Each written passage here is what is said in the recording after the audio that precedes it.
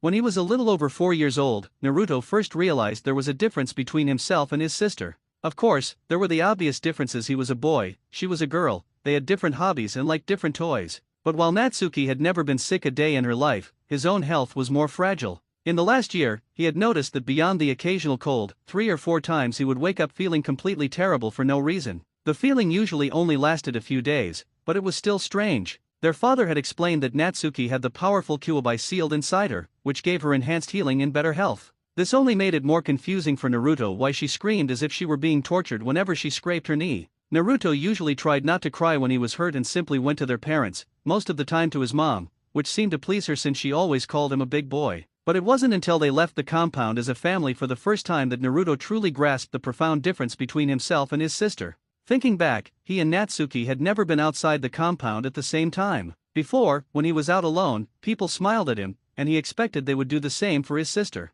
He was right. What he didn't expect was to be completely overlooked in her presence. It was as if he had become invisible, as everyone rushed to get a glimpse of his sister. Naruto didn't mind not being stared at by strangers and even felt a bit of sympathy for his sister, who was caught in the center of the human commotion. That sympathy evaporated when a man, in his haste to see the savior of Konoha, ran into him, sending him flying with a surprised cry. The muddy ground prevented any serious injuries, but his once orange yukata was now covered in large brown patches. He sniffed. He had really liked that yukata. Minato noticed the tug on his leg had disappeared and looked down to see Naruto was no longer there. His son was a good 4 feet away, rubbing his head and looking glumly at his ruined yukata. Minato's shinobi instincts had already catalogued the face of the man who rushed by a little too close. He spotted the civilian merchant elbowing his way through the crowd and pulled him back by the collar. "Hey, what's the big? Oh, Hokage-sama, what can I do for you?" The merchant's face turned ashen as he realized he had just yelled at the village's leader. Minato was annoyed. "For one thing, you can apologize for knocking my son into the dirt and pay for the cleaning of his yukata." The merchant's eyes darted around until he spotted Naruto, covered in dirt. "Oh, my heavens, I ran into the Yandame's son. He wouldn't be able to sell a single thing for the next week. I'm so sorry, my thoughts were elsewhere. Of course, I'll take responsibility for this, the cleaning is on me. If there is anything else I can do." Minato gave him a cold stare, and the merchant cowered. "You'll get the bill in the next few days. That was an expensive yukata, and if the stains don't come out, you're replacing it." Of course, the conversation between the Hokage and the merchant had attracted attention, and Kushina and Natsuki now noticed that Naruto was still sitting in the dirt. Natsuki blinked, pointed at her brother, and laughed. It wasn't out of malice, he just looked so funny. Naruto stared at his sister, then at his dirty clothes. Even though he didn't think it was that amusing, he had to laugh too. Kushina shook her head, shooing her children back to the compound to get changed while Minato headed to a bakery to buy something sweet for the family to share, hoping to cheer his son up after the unfortunate incident. A few months later, the family was having dinner. Kushina had prepared the family's favorite meal, ramen. Natsuki gobbled it down faster than one could blink, while Minato and Kushina, though eating more politely, were only slightly slower in their destruction of the meal. Only Naruto ate at a slower pace, savoring each bite before swallowing it. This was also why he had just finished his first bowl, while the others were already on their fourth. "Mom, can I please have a?" Naruto began, only to be interrupted by Natsuki. "Mom, refill," she shouted happily. Kushina sighed. "Young lady, how many times do I have to tell you not to shout?" Still, she took the pot and poured more into Natsuki's bowl before looking into the pot with a frown. Well, that was the last of it. Naruto blinked. It wasn't fair. He loved ramen just as much as anyone else in his family. Natsuki was on her undeserved 9th helping, he had just finished his first, and she got the last bowl? Whenever Naruto interrupted someone, his mother told him it was rude, so why was it okay for his sister? Naruto calmed himself. It was to be expected. Naruto was unusually smart for his age, and he had already noticed that his parents seemed to love Natsuki a little more than him.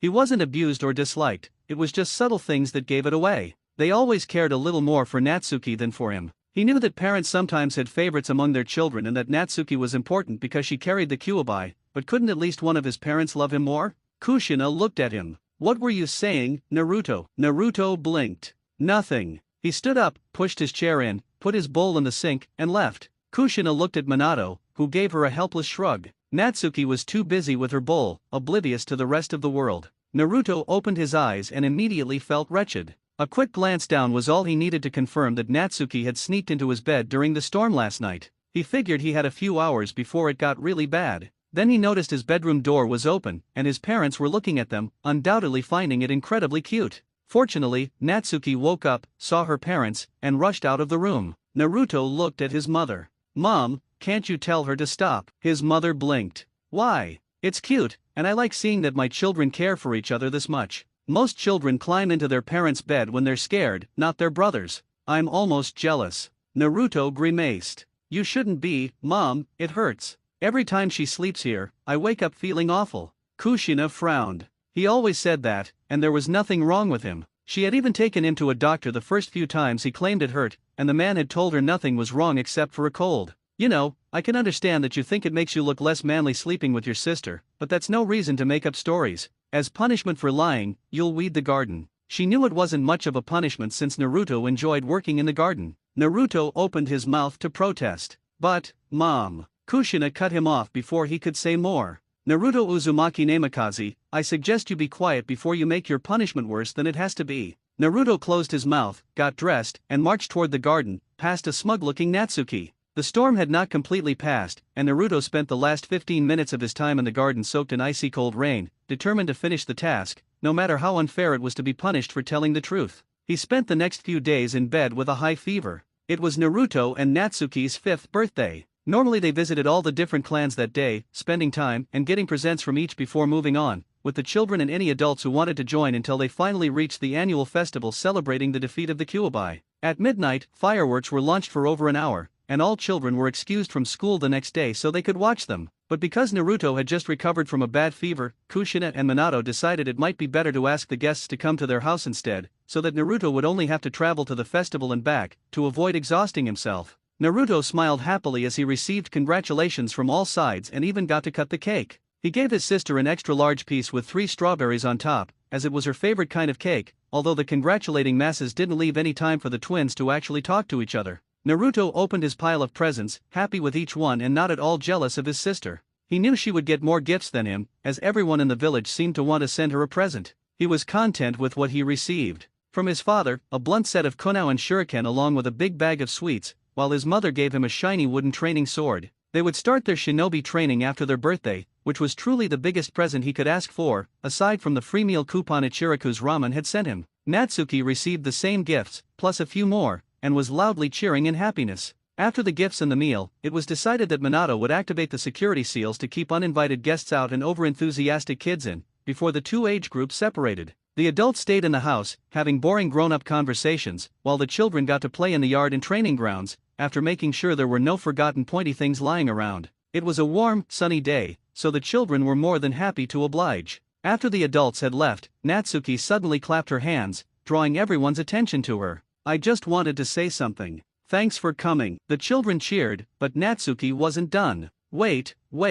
The second thing is, because Naru and I said something mean about me, I'm not going to play with anyone who plays with him." Silence followed her declaration. The children looked at each other. Natsuki was definitely the more fun one of the two, always cheerful and full of energy, unlike her rather quiet brother, so the decision of whom to play with was an easy one. Also, most of their parents had told them how important Natsuki was and that being her friend was a good thing. Slowly, all the children moved over to Natsuki. Some had the decency to give him apologetic looks, although the general opinion was that Naruto deserved what he got if he was being mean, leaving Naruto standing alone, gaping like a fish. He could not believe his sister had just done that. He knew she wasn't happy that he said her crawling into his bed hurt him, but it was the truth. For the next 2 or 3 hours, Naruto made multiple attempts to play with the other kids, but they turned him away. He tried to talk to Natsuki, but his sister completely ignored him. Eventually, Naruto just gave up, sitting alone in front of the small, shallow pond on the grounds, flipping rocks over its surface. When the parents came to take their kids to the festival, Naruto said he was tired and didn't want to go. His parents assumed it was because of his fever and allowed him to go to bed, leaving him some medicine and tea, which he later poured down the drain, while the rest of the children headed off to the festival.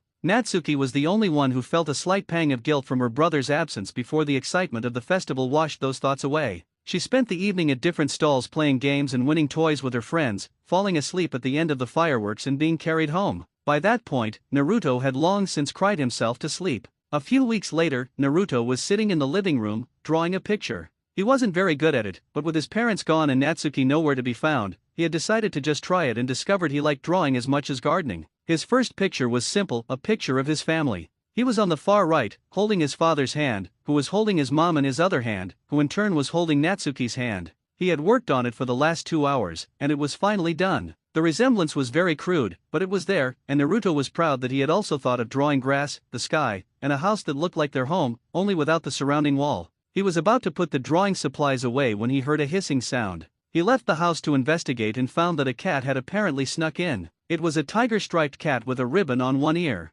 Naruto tilted his head. "Come on, kitty, I'm not going to hurt you. You're not supposed to be here, I'll show you the way out." The cat hissed at him, but it followed, ready to pounce or flee at the slightest sign of deception. Naruto, however, simply opened the small hatch that could be used to see who was at the door before actually opening it. It had seals on it that prevented anything from getting into the property, but it didn't have anything preventing things from going out, as long as they fit. The cat jumped on his back when he leaned forward, then on his shoulder before jumping through the hatch and out of the compound it had been unable to leave. Naruto, on the other hand, heard his parents' voices and realized they must have come back while he had been busy with the cat. When he came in, his father smiled at him. "Ah, Naruto, nice to see you. How was your day?" Naruto smiled shyly. Because of Minato's duties as Hokage, he didn't get to spend as much time with his family as he would have liked, so Naruto always seemed a bit unsure around him. "I'm fine." Then his mother showed up, smiling. "Naruto, Natsuki drew a great picture." Naruto blinked. "She, too?"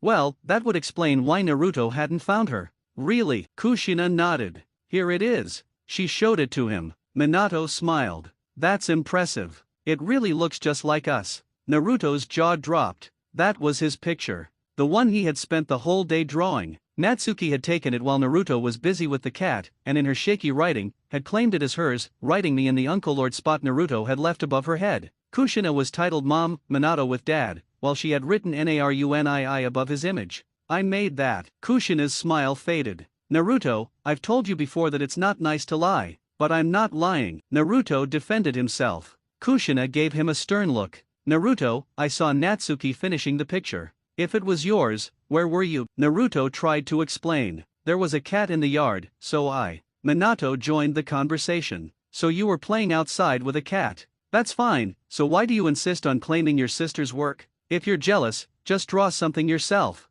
What you're doing can be called stealing, and you know our opinion on that." Naruto tried not to look too upset. "But that's not how it." Kushina sighed. "Naruto, stop making excuses and just apologize for lying." "But I wasn't." Naruto started. Kushina gave him a stern look. "Naruto, go to your room. You won't be coming to Ichiraku's with us today. I didn't want to do this, but you brought this on yourself. It will give you time to think about if the punishment is worth telling us obvious lies." Naruto blinked. Why was he being punished? He was telling the truth. Natsuki stole his picture, lied to Mom and Dad, and as a reward, she got to go to Ichiraku's while he had to stay in his room? It was like a thief stealing a painting and being given the insurance money from the painting as a reward. He ran up to his room, slamming every door he could, whether sliding or solid. On his way up the stairs, he looked back one last time and saw Natsuki sticking her tongue out at him. That was the first time Naruto truly hated his sister. Naruto grunted as he was slammed against the ground. He quickly pushed himself to all fours and kicked his left leg behind him. A huff told him he had hit the target.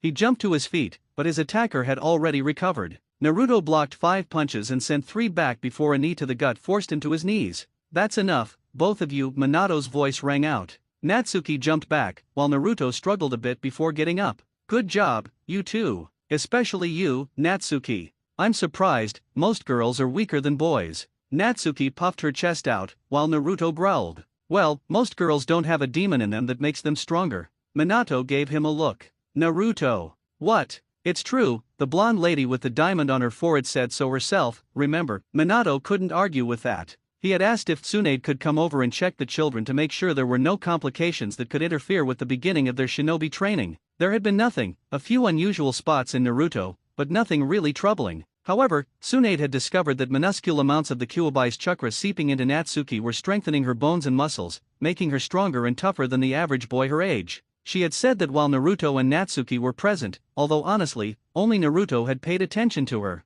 "Yes, it's true, but that doesn't mean you should rub it in," Minato admitted. Naruto nodded. "Yes, it does, otherwise she'll treat it like a personal accomplishment." "Dad, be honest. If Natsuki was a normal girl if she was a normal boy, who would have won?" Minato sighed. "You, Naruto, and don't swear." "Natsuki, your brother has a point. In the entire spar, you never once dodged or blocked a single attack, you just took them and kept on striking, quickly forcing Naruto, who did dodge and block, into a defensive position. Natsuki blinked. So? It didn't hurt, and I still won. Minato looked at her. That's true, but this was a bare-handed spar. In real combat against experienced enemies, you'll almost always be fighting someone with a weapon, even if it's just a kunao. And if you fight them the way you fought your brother, you'll be cut to ribbons before you can inflict any damage. Even the Kyuubi can't heal you if you have a knife in your chest or have lost your head. Your strategy is just dashing out hits and relying on the fox to fix anything that happens to you. While that's okay now, it has to change.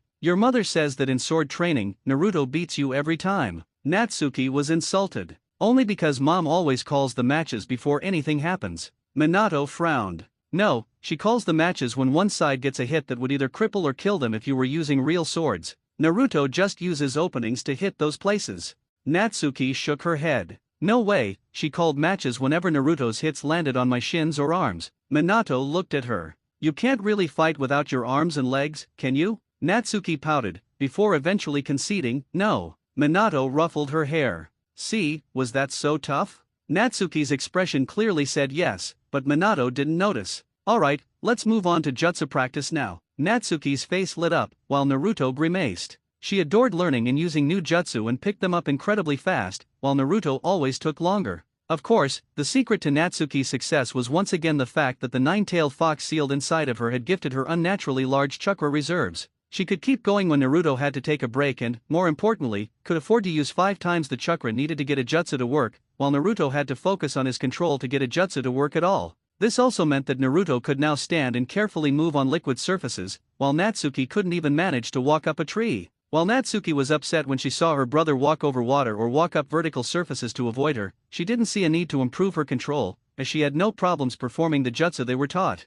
Any of Naruto's attempts to state otherwise were seen as bullying, and his parents didn't side with him in those arguments either, going with the old adage, any problem that I can safely ignore is not a problem. This meant that as long as Natsuki could perform the jutsu, they were happy. To their parents' credit, both of the twins were only 5, but Naruto still didn't understand what was wrong with pointing out a problem before it became a habit and even harder to correct. What Naruto loved were genjutsu. He found that with his good control, which he regularly practiced, and his very creative mind, they just came naturally to him. Kushina had taught them the basics, but with Natsuki unable to dispel even the most basic ones and complaining endlessly, she had decided to drop genjutsu until they were a little older and, in Natsuki's case, more mature. Naruto was upset with the sudden loss of his favorite lesson and wandered the village for a few hours. By chance, he met a member of the Kurama clan, who were known for their skills with genjutsu, and asked him for advice. He had to treat the older boy to dango, something his savings still hadn't fully recovered from, but he had gotten his tip. In fact, that tip would become one of the biggest impacts in young Naruto's life. Genjutsu, the Kurama had said, is different from any other jutsu, whether it's taijutsu, ninjutsu, kenjutsu, or fuinjutsu. You see, with all of those, you can easily learn from a master, and with enough talent, you can even surpass them using what they taught you. You can become a taijutsu master using only taijutsu you were taught by others, just as you can easily become a ninjutsu master using only jutsu that others created, as long as you have sufficient chakra, talent, affinity, and of course, determination. Genjutsu, however, is fundamentally different. No matter how hard you work or how talented you are, you'll never surpass your master by only using what he has taught you. Naruto had looked at him. Why not? The man had smiled. It's simple. Genjutsu is a jutsu that relies on one's imagination to work. The hand signs are something used by beginners and upper mid-class shinobi, and they only serve to help you focus. But those hand signs are something you use, they aren't unique to you. While a person who knows what the genjutsu is supposed to do can cast it with the hand signs, they actually reduce the power of the genjutsu, as they distract from the true source, your imagination. True masters can cast a genjutsu with a single finger, a sound, a gesture, or even without any indication. Put simply, the genjutsu that work best for you, the most impressive and the hardest to break, are the ones that you yourself created. To be blunt, a beginner who designed their own jutsu may, and has, cast a better genjutsu than a master who uses something made by another. If you really want success with genjutsu, don't ask for hand signs or how to do the jutsu. Ask for what it does, and then work until you've made one that does it. It requires more work, but the results are well worth the effort. Naruto blinked. This contradicted almost everything his mother had told him. But aren't hand signs vital because they control the flow of chakra? A genjutsu shouldn't work without precise chakra work, right? The Kurama had laughed. Indeed, and that's why those who practice the art of genjutsu need very good chakra control. Hand signs are only needed if your control isn't good enough to move the chakra on your own. That's also why people with terrible control are unable to break genjutsu on their own, they have to disrupt their flow of chakra, although higher level genjutsu can resist that, and those people don't have enough control to cause such a disruption within themselves. You don't need hand signs, any focus will do. In fact, we have a girl in our clan, the most talented one we've seen in a very long time, and she uses pictures she draws as a focus instead of hand signs. Initially, you may need a focus, but in genjutsu, it really doesn't matter what that focus is. For ninjutsu, it's important because the hand signs are also connected with certain elements of nature and help you tune in better, but that's a different story. So Naruto had started working on creating his own genjutsu, testing them on animals and the harmless ones on random pedestrians. He had also started drawing again, although after Natsuki again took one of his pictures, a rough sketch of Konoha, while he wasn't looking and claimed it was hers, he had started to burn them as soon as they were finished. There was another thing that fascinated Naruto, although that was even more difficult to learn. While alone in the house, Naruto had walked into his father's library. While Minato had installed seals that ensured nobody he didn't authorize could pull a scroll out of the drawer and that nobody could remove a scroll from the library, he also had the bad habit of leaving things lying around. Naruto discovered that seals, while immensely complex, were actually fairly simple in concept.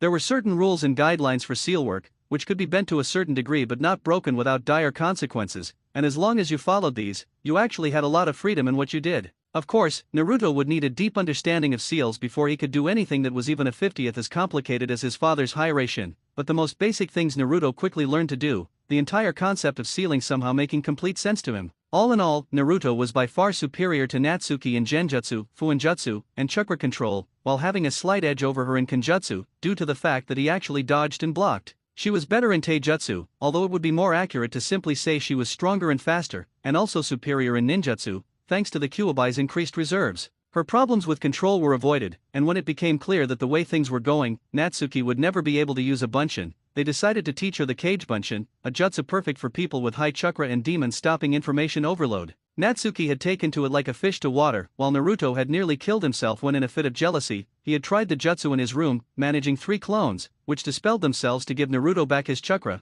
as voluntarily dispelled clones return everything excluding exhaustion to their creators. Naruto had learned his limit and the Cage Bunshin's secret there and then, and never created more than 2 clones at most, usually 1, who then trained chakra control or read available scrolls and books while he focused on genjutsu, fuinjutsu, and physical fitness, in that order. Naruto had actually taken the Cage Bunshin no jutsu apart, figured out what gave them their independent minds and abilities to send information, and combined the sentient mind with a type of bunshin that had no physical body but didn't dispel when hit, creating a new jutsu with drastically reduced chakra costs. His Genza Bunshin had the cost of a low D-rank jutsu and took no more control than one needed to stick to a wall, yet nobody took him seriously when he presented it. They explained that it wouldn't do any good against an experienced shinobi, despite the fact that Naruto explained he had intended it to be for shinobi beginning their career, to which it would have been a very useful jutsu, since the clones were transparent to the caster, an unintended side effect. Naruto had even created another jutsu based on his first one, a C-rank jutsu requiring a water-walking level of control, the Genza Bunshin no Yoroi. But the only thing that Naruto got when he tried to present his work was the order to not use ninjutsu in a taijutsu match, although his father seemed happy that Naruto had started crafting jutsu, even if they currently were useless ones in his opinion.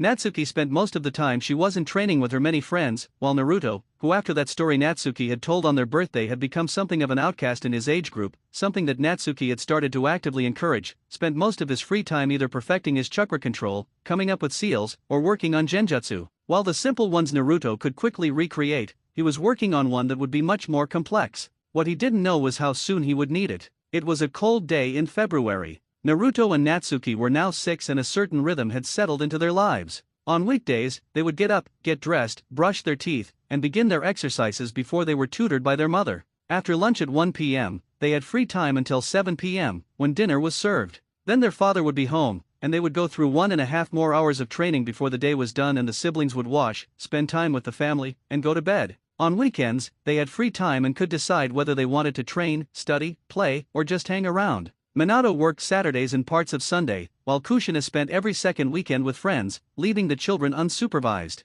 On one particular Saturday, Naruto and Natsuki were alone in the house, having just returned from shopping. Kushina went back because she had forgotten to buy an important dinner ingredient when it happened. Naruto and Natsuki were in the kitchen, unpacking the shopping bags, when they heard a swooshing sound. Both spending enough time throwing kunao to recognize the sound of one cutting through the air, they both jumped off the chairs they had used to reach the higher drawers. 2 kunao embedded themselves in the wall where their necks had been only seconds before. They turned around, only to see a man wearing a headband with rocks carved into it. Natsuki summoned a small army of clones, confident that would be enough, only to stare in shock as the man made short work of them. That shock cost her, as she froze, and only Naruto pulling on her arm to get her to run turned the third thrown kunai into a grazing shot instead of a kill. Naruto knew they only had as long as it would take the man to destroy the rest of the clones, which would probably be in roughly 20 seconds if the regular poofs sounding out of the kitchen were any indication. A nice part of the cage bunchin was that the clones, knowing what they were a lot braver than the originals and had no problem starting kamikaze attacks, which bought them a little time. Naruto's goal was to reach the front door, then the gate, and then they would almost be out of the woods, as there was always some shinobi on the road, usually more than one, and every Chunin knew jutsu that served to call for backup. He actually managed to leave the house before the IWA nin caught up with them. Natsuki, who had been little more than deadweight the entire escape, cried out in pain when a shuriken sank into her calf. She noticed that her surroundings were getting blurry. She wondered if she had been poisoned. Naruto knew there was no way he'd make it, even if he left his sister behind. He formed a few hand signs and prayed to every deity that might be listening for this to work. Then he saw that the IWA nin had drawn a tanto and was swinging it down. Naruto's eyes widened in horror. He knew he wouldn't be able to dodge in time. Jin Nadare, a jonin of IWA and former member of its hunter nin, saw the boy beginning hand signs and decided that whatever he was planning, he wasn't going to finish it. He drew his tanto and swung it downward. It cut through flesh and bone, leaving a deep diagonal gash from the left collarbone to the right hip. The boy didn't look like he was in pain, it was more a look of disbelieving shock. Even though Jin hated the fourth Hokage with a passion, the man who killed his father, mother, and 3 older siblings, he couldn't help but feel a twinge of pity for this kid, who probably couldn't understand what was happening. Nothing personal, kid. This is aimed at your father. The pain will end in a second. With that, he slashed the boy's throat, the blonde kid collapsing in a gurgling heap. The girl had tried to open the gate, but Jin's tanto pierced her heart before she managed to pull it open. Jin removed the blade and, just to be sure, slashed her head off with a single strike. He was blown back by a chakra wave that burned on the skin, but apart from that he was fine. He opened the gate and began to run, knowing he only had seconds until the burst of chakra would alarm somebody. Getting out of Konoha was fairly easy, as the commotion had left every shinobi on duty confused. However, 10 minutes into his escape, he realized that he had pursuers. They had come faster than he would have liked, but realistically speaking, he had more of a head start than he himself had expected, and he had prepared traps the entire route back to IWA, ranging from exploding tag arrays to camouflaged seals that would fire poison senbon at those tracking him, not to mention a few safe hiding places. Maybe 20 minutes had passed, and the Konohanin had been steadily gaining on him. By now, he could actually see flashes of them. There was no Hyuga, which was a huge relief because it meant he could use 20 hiding places that a Hyuga would have immediately spotted him in. The Inyazuka and Aberame were worrisome, and Jin had gained multiple cuts and scrapes from projectiles aimed at him. He didn't give up, though, because he knew they were nearing the first trap, a simple array of 10 exploding tags. It would be triggered in just a few. Boom! Such a satisfying sound, especially when accompanied by the screams of the dying. Even Deidara would not have been able to beat that. While he wasn't stupid enough to go look at what he hit, a rough head count did show that only 15 of the former 40-headed squad were still on his trail. While his route led him towards Kusa, the trap slowly dwindled his pursuers' numbers, although they had gotten more careful after that first explosion. When he put his biggest plan into motion, he had gained more ground, with maybe 7 followers left. He reached the river and started to run over it, suddenly making an 80 degrees turn to the right, jumping into a prepared hole in the muddy shore and closing its seconds before his pursuers reached the river and ran across. There was a short pause while the trackers searched for his scent, until they started running off in the opposite direction. Jin had walked that route 100 times to make sure his scent was on the trail. It led to a clearing, where a rain of poisoned senbon would go down on them. He had left a communicator there so he could hear when they reached the clearing, determined he would not crawl out until they had reached it. Then the relieving rustling of feet rang through his headset, and Jin bolted, running on the river for a few seconds before running towards Taki to reach IWA. The hunt had gone on for 2 days now, and Jin was starting to use chakra pills and concentrated caffeine tablets to keep moving. He listened to the voices in the communicator, smiling at what he heard. At first only angry calls, then surprised cries when the senbon fired. One particular piece of information made him grin and gulp at the same time. Lady Kushina. Damn it, she's down. Where are the medics? They went down in that first explosion. Damn it. You two, bring Lady Kushina to Lady Tsunade at once. You two, come with me. We're gonna get that motherfucking bastard for this. Inyazuka, do you still have his trail? I think he tricked us. The tracks aren't as fresh as they should be. He lost us at the river. Jin kicked into a higher gear. Kushina Uzumaki, the Red Death, Uzu's Crimson Whirlpool, had been hunting him? His escape was a miracle. However, she was hit by the senbon, and from the way it sounded, a lot of senbon, each of them dipped in a poison that killed in less than an hour. They would never make it back to Konoha in time. Getting rid of the last three had been comparably simple. He had led them into a trap that, while not fatal, covered them in a substance similar to fresh skunk juice. They would never be able to track him now, meaning that with the last few traps and maneuvers to lose them, he was free as a bird. He headed straight for IWA, reaching it 4 days after he had left Konoha. His welcome was that of a national hero. The Tsuchikage, a firm hater of Konoha, welcomed him with all honors. Shortly after, IWA received the news that Kushina Uzumaki had passed away, and that the fourth Hokage had committed suicide after the loss of his entire family, and the ecstatic leader named Jin his successor. While beaming with pride, the greatest reward was the adoration of the female gender. After a hot night with 3 gorgeous women, Jin finally fell into a well-deserved slumber. Konoha was in an uproar. How had this happened? An assailant from IWA had sneaked into the Namikaze compound while the adults were absent and attacked the children. Namikaze compound. How did he even get in? A dog-masked Umbu asked while looking at the 2 unmoving bodies of the children. The bastard got them good. A tiger-masked rookie spoke up. Hokage-sama suspected that he sneaked in when Kushina-sama left the compound to get the groceries she forgot. He immediately changed the seals, but the damage is done. Inu nodded. So, what happened to him? Tora shrugged, while the children started to stir. A high-class genjutsu. Ibiki had a bit of trouble getting him out of it. He said the man actually fought to stay in it. Must have been some dream. Not that I blame him, I'd want to stay any place where I'm not Ibiki's new toy. Kushina's voice cut through the silence. So who put him under it? Minato shrugged. That's the million-dollar question, isn't it? The Kurama clan said that as much as they'd love to take credit, all their members were in their compound at the time, and while we've got some genjutsu experts Itaki, for one they all claim to be clueless about the technique used. It was either a forgotten jutsu, a customized one, or a completely new creation. Kushina's gaze flickered to Naruto and Natsuki. Do you think one of them? Itaka's expression was thoughtful. It's possible, but if so, we're dealing with a genjutsu prodigy. Inu seemed less certain. I don't know. Of course geniuses like Itaki exist, but they're usually noticed. A genjutsu prodigy, especially, has to practice on people, unlike ninjutsu or taijutsu prodigies who can train alone. Itaki nodded. True, but they don't necessarily get noticed. If the jutsu is subtle, the person may not even realize they're under one. The attacker, a jonin, would have been able to break free. The jutsu must have been so subtle he didn't even notice, and it worked with his own logic to ensure he didn't realize he was trapped. It also had to be pleasant enough that he wouldn't try to dispel it out of desperation. Some minor injuries must have been woven in, since he has wounds that would have dispelled a genjutsu that gave no explanation for an injury.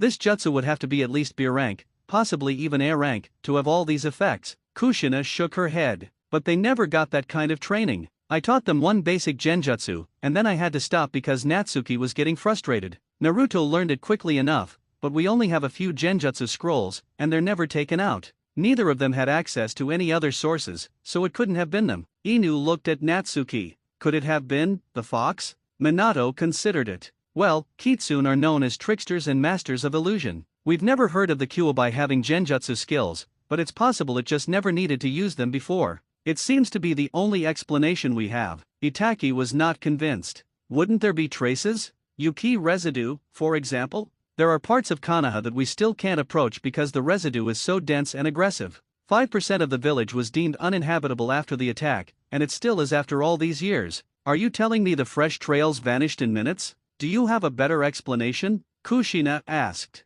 Not yet, Itaki admitted. Still, I can't help but feel that there's something we're missing. Minato shrugged. I agree. But if what you're saying is true, even the IWA nin won't be able to help, as he wouldn't know which of his memories are real. Naruto was seething with anger. He had worked for months on that single genjutsu, making sure it was perfect so he could finally show his parents something he could be proud of, and now that he had successfully activated Zekao Sekai, his sister was getting all the credit. It was so unfair. And Natsuki hadn't even denied it, not that she knew any better. Now she was even more arrogant, threatening to use her super awesome genjutsu on him if he didn't do what she wanted. Naruto had laughed in her face, only to get punished when she started crying and told Kushina he was making fun of her. Why did Natsuki always get the credit for his hard work, and why was he always called jealous when he tried to set the record straight? Even worse, Natsuki had discovered that their parents and the teachers at the Ninja Academy didn't trust him when his word was against hers, especially if she had witnesses. So she had started playing pranks and blaming him. Other pranksters like Kiba Inyazuka had started doing the same thing, and now Naruto was slowly gaining a reputation as a troublemaker, despite doing nothing wrong. It had gotten to the point where Naruto considered actually playing a prank on someone, just so his parents would, for once, scold him for something he actually did.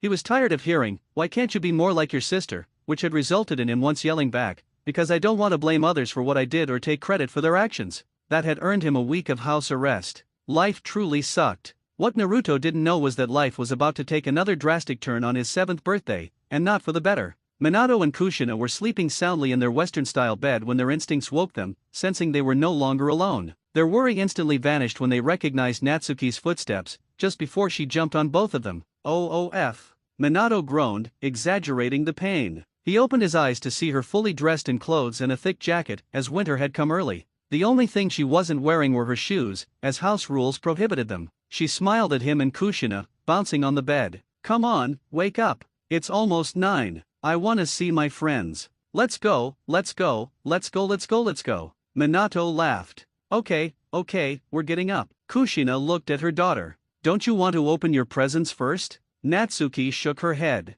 "Nope. I can open them later, they're not going anywhere. I wanna see my friends." Minato and Kushina shrugged and got dressed, Natsuki jumping around like a hyperactive rubber ball, talking non-stop and urging her parents to hurry before she literally dragged the laughing adults outside, still chattering without a pause. Meanwhile, Naruto blinked as he stood up. He had really overdone it last night. He had been reading a number of scrolls that the blonde woman with the diamond on her forehead had forgotten there, using a dictionary and encyclopedia for the more complex words. He found a few things that helped him lay the groundwork for 2 new genjutsu that would be as good as or even better than Zekao Sekai. It would probably take months to finish them, but his first self-made genjutsu had given him a feel for the process, so he was confident he could finish these new ones faster. After getting his ideas somewhat sorted out, he had worked on some seals before falling asleep at 3 in the morning. All he had to do now was build up his chakra reserves so that performing them wouldn't be a gamble that always left him unconscious and only worked once every 5 tries. Naruto had wisely decided to try his genjutsu one more time, just to be sure, and was annoyed to find that he didn't have enough chakra for it and that the first time had probably been a fluke caused by adrenaline increasing his chakra to an unsafe level.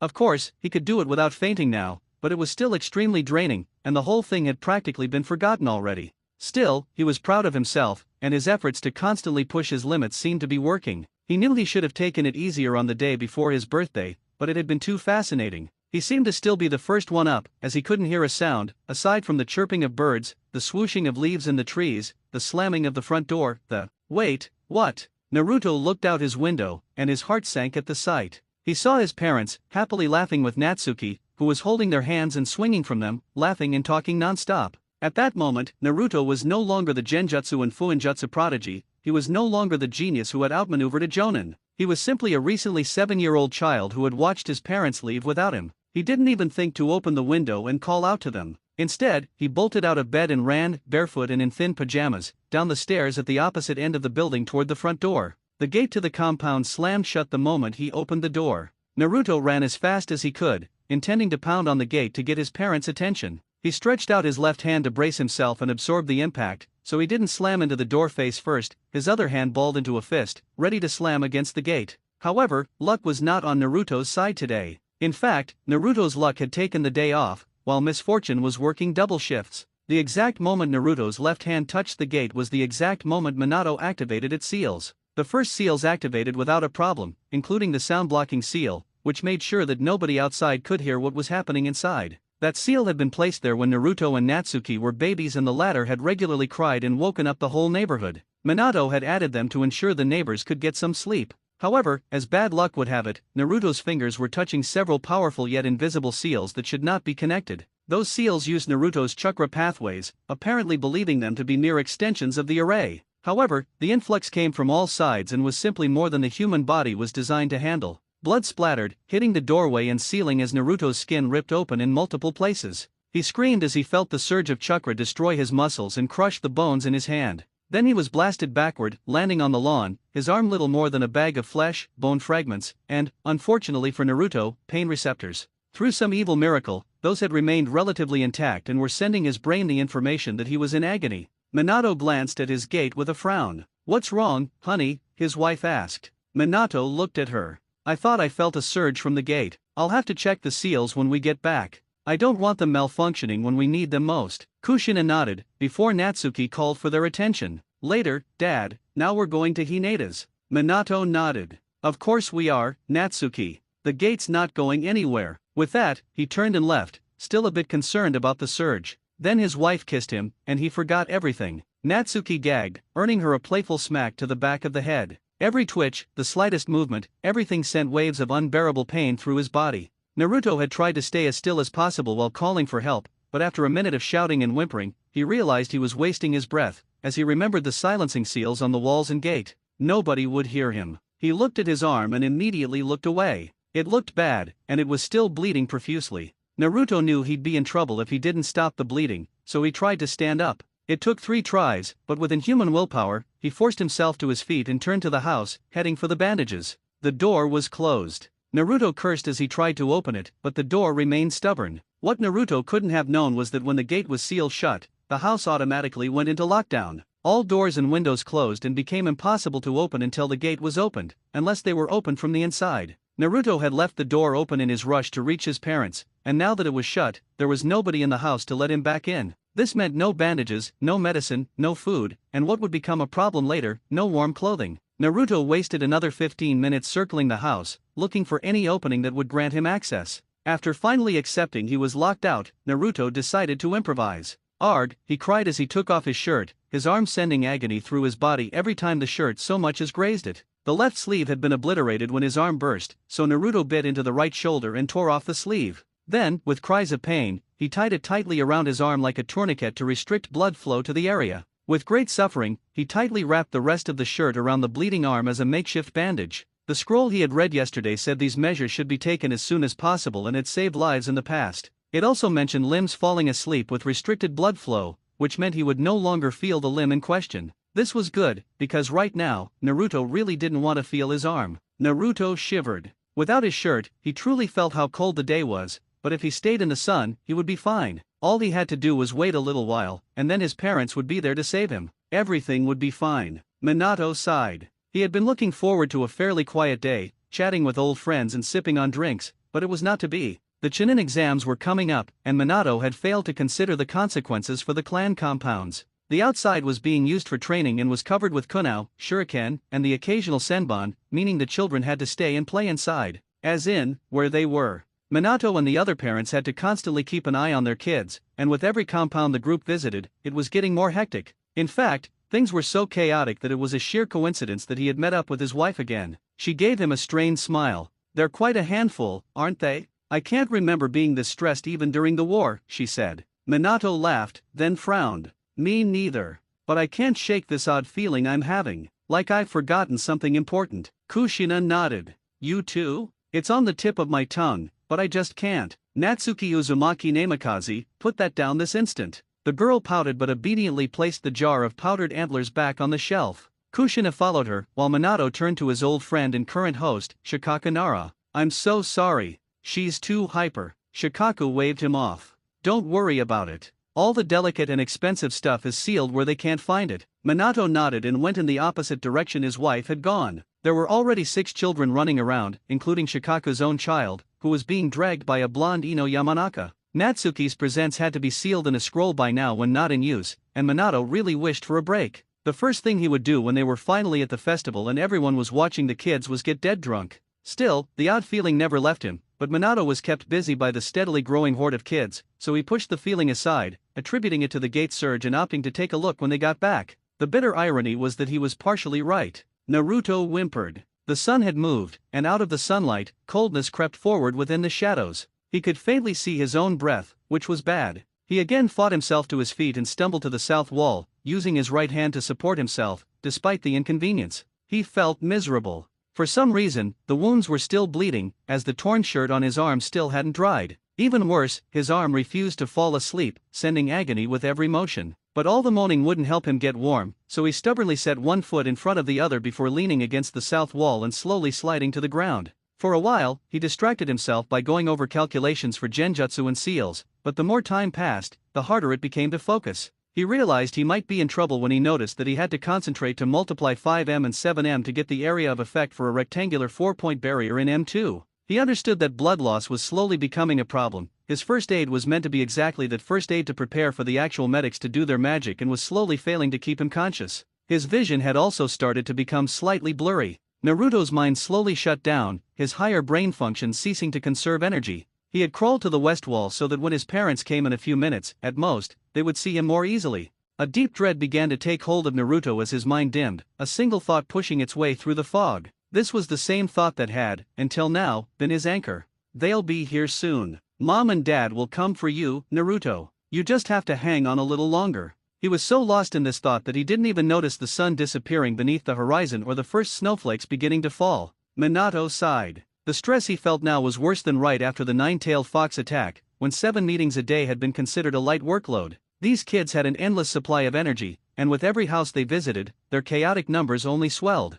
The adults, on the other hand, had chosen to stay home and would only meet up with their children at the festival, where the whole group was headed. Minato already knew what he'd do once he could finally take his eyes off this small army of chaos, get completely hammered. He had a sneaking suspicion that having to watch all these children by himself was some kind of twisted punishment from the clan heads, who were likely unhappy with his recent decisions at the council, although he couldn't imagine a decision that would warrant such a draconian measure. Finally, the countless stands of the festival came into view. The setting sun broke through a gap in the clouds, making the falling snow glow with a magical light. It was a beautiful sight, one that instantly lifted his spirits. He wrapped an arm around Kushina, and they both smiled, until the sound of someone gagging reminded him of the little terrors. He looked at them. Well, what are you waiting for? Go have fun. They were gone before his words had a chance to vanish into the growing crowd. Minato pumped his fist in the air. Freedom! Sake, here we come. Kushina just shook her head, but followed him toward a stand where a few of their friends were already waving at them. The rest of the evening was reserved for adults only.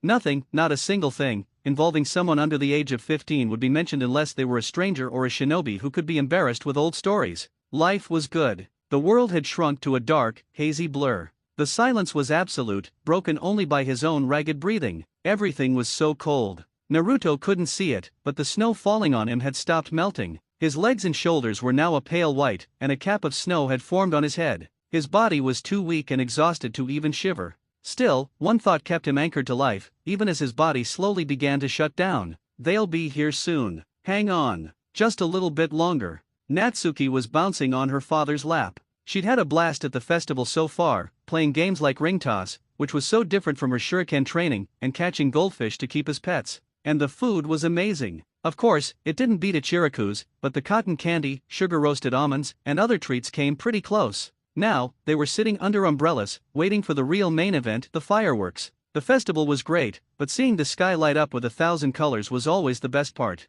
If only she wasn't so tired. It was way past her bedtime, but since the academy was generous enough to give them the day after the festival off, the kids could stay up and watch the fireworks without turning into zombies in class the next morning. Natsuki smiled, chatting with her friends who were sitting nearby with their parents. Her dad smelled a little like sake, but that was fine. She looked up at him. Dad, how long until the fireworks? How long? How long? How long? How long? Minato smiled. In 5, 4. The entire crowd had started to join the countdown. 3, 2, 1, boom! The fireworks began exactly at midnight, the same time Minato had sealed the nine-tailed fox. Everyone laughed, cheered, and congratulated each other. Everyone except for one. The loud booms and sudden bursts of color in the blur of Naruto's vision had shaken him out of his daze. Although he couldn't truly see the fireworks blooming in the sky like giant flowers, his mind instinctively knew what it was. It was midnight. His birthday was over. His body shivered, sending snow from his weakly twitching head and shoulders. He was far too weak to laugh, but hollow chuckles escaped his lips as the realization hit him. They forgot me. They forgot I exist. He knew his parents had occasionally forgotten about him when they were stressed, probably because Naruto had somehow gained the ability to blend into the background and become invisible. Not to mention, Natsuki hoarded and hogged all available attention like a miser hoarding money, but he never thought it was this bad. For the first time since he had woken up, Naruto cried. The fireworks had gone on for almost half an hour, but now they were over. Minato looked at his daughter. Well, Natsuki, it's time to go. His daughter pouted. Do we have to? She saw her mother's look and quickly added, just asking. Suddenly, a poof echoed through the air, and a giant toad appeared with a white-haired man riding it. Jiraiya the toad sage has arrived, he called out, and the parents quickly put away the weapons they had instinctively drawn. Uncle Jiraiya, Natsuki shouted, jumping at the man who would sometimes visit and always told her funny stories. Minato smiled. You're in town again, sensei? Looks like I'll need to reinforce the guards around the hot springs. So, how long have you been here? Jiraiya laughed. I just got here. I couldn't just pass through Konoha without giving Natsuki her birthday present. Natsuki looked up with sparkling eyes. You have something for me, he ruffled her hair. Of course I do. Who do you think I am? An incorrigible pervert, Kushina answered. Jiraiya clutched his chest in mock pain. You wound me, Kushina. However, since I can smell the alcohol on both of you, I'll let it slide. Natsuki was impatiently tugging on his leg. So, what's my present? Jiraiya puffed out his chest. Well, your parents told me you have incredible chakra reserves, so I'm going to grant you the honor, the once-in-a-lifetime opportunity, to sign the Toad contract. Natsuki's eyes went wide. She started jumping up and down in excitement. Yay, I get to be just like Daddy. Jiraiya shook his head, summoned the Toad carrying the contract, and unrolled it. Now Natsuki, a summoning contract is special. You have to sign your name, yes, your full name with your blood, and then leave a blood handprint. Then you get to summon toads, just like your father and me. Natsuki frowned when she heard she had to sign with her own blood, but she quickly got over it and cut her hand to write in blood. Once she was done, she looked at Jiraiya. How do I summon? Jiraiya smirked. That's for your father to teach you. He'll decide when you're ready. Natsuki pouted. No fair, she yelled, but she ran off to brag to her friends. Jiraiya laughed again before looking around. Well, Natsuki got her present. So, where's the other one? The quiet little blonde. All the color drained from Kushina and Minato's faces. Naruto, Kushina whispered. We left him at home. He's probably destroyed the house by now, Minato tried to joke, but his face revealed his shock. Jiraiya blinked. What do you mean, you left him alone? I heard he's a troublemaker, but don't you think it's a little cruel to punish him on his birthday? Kushina shook her head. We didn't punish him, we forgot. Jiraiya blinked. He couldn't believe his ears. You forgot your own son? On his birthday? Minato looked utterly disturbed. When we woke up. Natsuki, so much chaos, had to look everywhere at once. There was never a moment's quiet. Shit. He turned toward the compound. Kushina, who had retrieved Natsuki in the meantime, ran with him to the Namikaze compound. Minato had regained some of his composure by then. He looked at Kushina. What are we going to tell him? Kushina gave a weak smile. He probably won't forgive us for this until he graduates. We have to make it up to him somehow. Minato chuckled, though it sounded strained. How about we don't punish him for likely demolishing the house by now? Kushina gave him a stern look. I'm serious, Minato. He's going to be so upset, and he has every right to be. How could we forget him? Now Minato's face grew serious. I don't know. We woke up, still half asleep, and Natsuki practically dragged us out the front door to see her friends, the most exhausting and hyper ones first. We never had a real moment's peace until the festival, and by then, we consciously wanted to forget that children even existed. It's not really an excuse, but nobody else mentioned him before Jiraiya. Kushina frowned. Naruto is so shy. He always stays in the background. Even when he's there, he doesn't act like he's there. I don't think he has many friends. None of the other children even asked where he was. Doesn't that worry you? Minato nodded. He was about to say more, but they had reached the gate. He looked at it, a slight unease settling in. His instincts told him he didn't want to see what was behind it. He'd had that feeling before, and the room he'd entered then had been covered in exploding tags. Jiraiya noticed his hesitation. What's wrong? Are you bracing yourself for the sight of your ruined house? Or are you worried he might have booby-trapped the gate? Minato shook his head. No. Well, that too, but I'm getting a bad feeling. And I just remembered there seemed to be a slight surge in the gate when I closed it this morning. But let's go in. Kai. The seals glowed, and Minato got a quick report. No windows or doors had been opened during lockdown. Apparently, Naruto had decided to let out his anger indoors. He opened the gate and felt a wave of panic even before he looked inside. Jiraiya smelled the air the moment the compound was no longer sealed off. He immediately knocked Natsuki unconscious. Something was very wrong, if the coppery smell of blood was any indication, and he didn't think Natsuki should see whatever it was. Kushina gagged at the smell before rushing through the gate. It took everything she had not to scream. There were bloody handprints, just the size of a 7-year-old's hands, going from the front door, which had a number of scratches where someone had apparently tried to open it. The prints made a trail on the wall, leading all the way around the compound. Kushina rushed off, while Minato stared in shock. No door opened. No window opened. They all seal in lockdown and can't be opened from the outside. The gate can't be opened at all. But where did all the blood come from? Jiraiya looked around. He noticed the scratches on the inside of the main gate and saw splatters of blood on the frame. Minato, look at this. There's blood on the frame, even the ceiling. You said there was a surge on the gate? Could he have touched the seals when you activated them? Minato looked at his former teacher, his mind still unable to piece together what was happening. But it's possible, but then, a heart-wrenching scream cut them off, coming from the left side of the house. Minato and Jiraiya dashed toward it, the latter taking note that the ground beneath the oddly reddish-brown snow was sticky. Kushina was holding her child, whom she'd found leaning against the west wall of the compound. According to the blood on the wall, including larger stains where he had rested, he had apparently followed the sunlight to stay warm. While that was an admirable show of strength, when she had found him, Naruto had been draped in a thin sheet of white. His eyes were dull and unfocused, tears leaving streaks on his unnaturally pale skin. Kushina wailed, holding her son, rocking back and forth. When her husband arrived, she looked up. Nameless terror was etched on his face. "Kami in heaven, have mercy," he whispered. Jiraiya looked between the two of them before loudly clapping his hands. "What are you two doing? We have to get him to Tsunade now." Jiraiya was the most upset of them all. He admitted his contact with the boy had been non-existent, now that he thought about it, but he could honestly say he had no part in what had happened. He had been the one and shamefully, the first and only one of all the clans they had visited to ask about Naruto's whereabouts. Although, to be honest, he only remembered after he had let Natsuki sign the contract, not wanting to look like he preferred one sibling over the other. When they arrived at the hospital, where Tsunade always stayed during such situations since there was always someone, usually a 2 or 3 digit number of someone who drank more than they could handle, the blonde doctor dropped a glass she was holding, letting it shatter on the floor. "What the hell did you do to the kid?" she asked, enraged. She glared at Jiraiya. "If you had anything to do with this." The man quickly raised his hands in defense. "I had no part in it. I just got here 10 minutes ago." Kushina, still clutching her listless son, looked at Tsunade.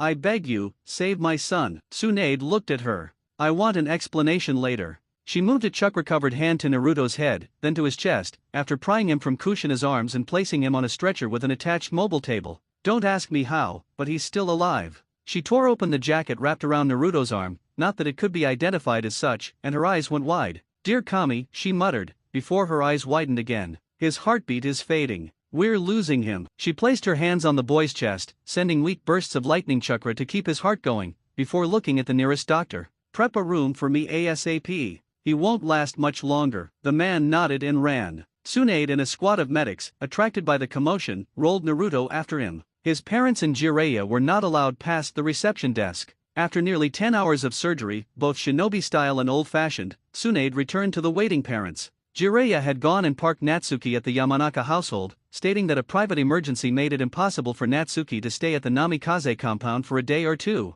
That was actually true, and he had left before any questions could be asked. Kushina jumped up and rushed to the blonde woman. "How is he? Please, Tsunade, tell me he's okay." Tsunade snorted. "He's far from okay. But fine, I'll fill you in on the details before I demand my explanation about what happened." She took a deep breath. He was heavily injured, to be more precise, his left arm was. He was nearly bled dry and suffering from hypothermia to a ridiculous degree. In his limbs, his body temperature was barely above freezing, and the surface temperature of his skin was in some places below freezing. By all rights in every medical text in the history of mankind, the boy should be dead, but we've stabilized him. One of the reasons for his heavy blood loss was that some foreign chakra was stuck in the wounds, preventing the blood from clotting. The boy will live, and surprisingly, there is no damage to his brain. That's where the good news ends. Minato, who had slumped in relief, looked up at her. "Why? There's no mental damage, as you said, and knowing you, he'll make a full recovery." "You've fixed worse." Tsunade shook her head. "No, I haven't. And I said there was no brain damage. There will likely be a ton of mental damage. The wounds had been open for hours, as far as I could tell, and the boy must have been conscious to cling to life for that long, so I can honestly say he'll never be the same again." Kushina bit her lip. "Can't we remove the traumatic memory?" Tsunade shook her head. "Not without altering his entire mind. This will leave physical changes, and seeing those will make him wonder where he got them, which will destroy any block we put up in a short time. Unless you want to alter every memory in his head to make him think he's always been like that, it's useless. And even then, there's no guarantee it'll actually hold, as we can't delete memories, only suppress them." Minato looked at her. "What physical changes?" Tsunade let out a deep sigh. "His career as a shinobi is almost certainly over." Jiraiya looked up. "Why?" Tsunade looked at him. "Had you brought the boy in immediately, or at least 1 or 2 hours ago, I probably would have been able to get him back to an almost completely functioning condition. But when you brought him, I had to choose between saving his arm and saving his life." Minato went pale. "What do you mean?" Tsunade gave him a stern look. "Whatever happened to his arm, it was bad. The bones in his hand, all the way up to the elbow, are completely shattered. All the muscles are shredded, and most of the blood vessels are heavily damaged. Also, since the boy restricted blood circulation to that arm, something that saved his life, a lot of tissue has simply died. What the boy did was obviously only meant to last for a few minutes, an hour at most. All in all, that arm is little more than ground meat and splinters." The skin had multiple large tears, so the arm lost mass. I can probably fix all of that in a week or so. However, the real damage was done to his chakra coils. Jiraiya looked at her, no shred of his usual cheerfulness in his eyes. Damage to the coils was always bad. They were the lifeline of a shinobi, and if something was wrong, especially in a vital area like the hand, the shinobi was a sitting duck, unable to use any jutsu requiring hand signs. How bad is it? Tsunade looked away. They are completely shattered all the way up to his shoulder. They can't be fixed, and even if by some miracle they regrow, they will be severely crippled.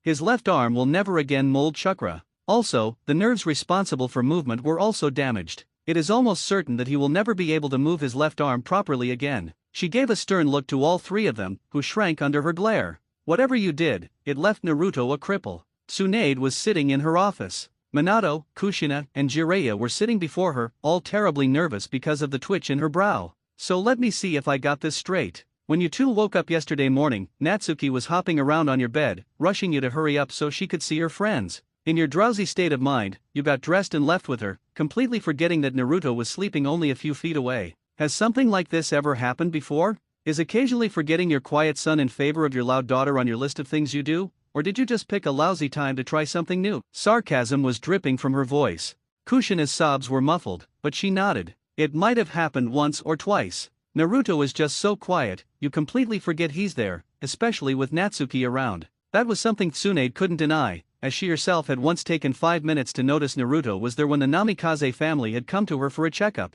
Anyways, you sealed the compound when you left to ensure no assassin could sneak in while you're away and hide to kill you in your sleep, like that man from IWA a few months ago. While sealing the gate, Minato, you noticed a surge in the chakra flow. You didn't investigate. Why? Minato looked uncomfortable. A spike or surge in a seal array is usually the first warning that one of the seals is fading, either because the surface it was applied on is wearing down or because the ink is fading off. However, it is not necessarily a cause for alarm, especially not when there have been no prior surges, as it is merely a warning that one of the seals is not in perfect condition. The first surge is a sign that you should check the array out in the next few months, or something might fail. I had planned to thoroughly inspect the seals on my free day tomorrow. Also, the surge was weak and gone as soon as it came, which indicates only a minor defect. When I made a rudimentary analysis, the flow was just how it was supposed to be, so I figured that the damage must have been minor at worst. Also, not only the gates, but the walls in my entire house are connected through that array, which means there are almost 10,000 individual seals that I would have to carefully analyze to find the damaged seal, as the surge was weak and didn't give any indication of where I would have to look to find the problem. Which means that it would have taken hours to find the problem, which at the moment I really didn't want to spend crawling into all dusty corners of the compound to check the seals while my wife enjoyed the day alone.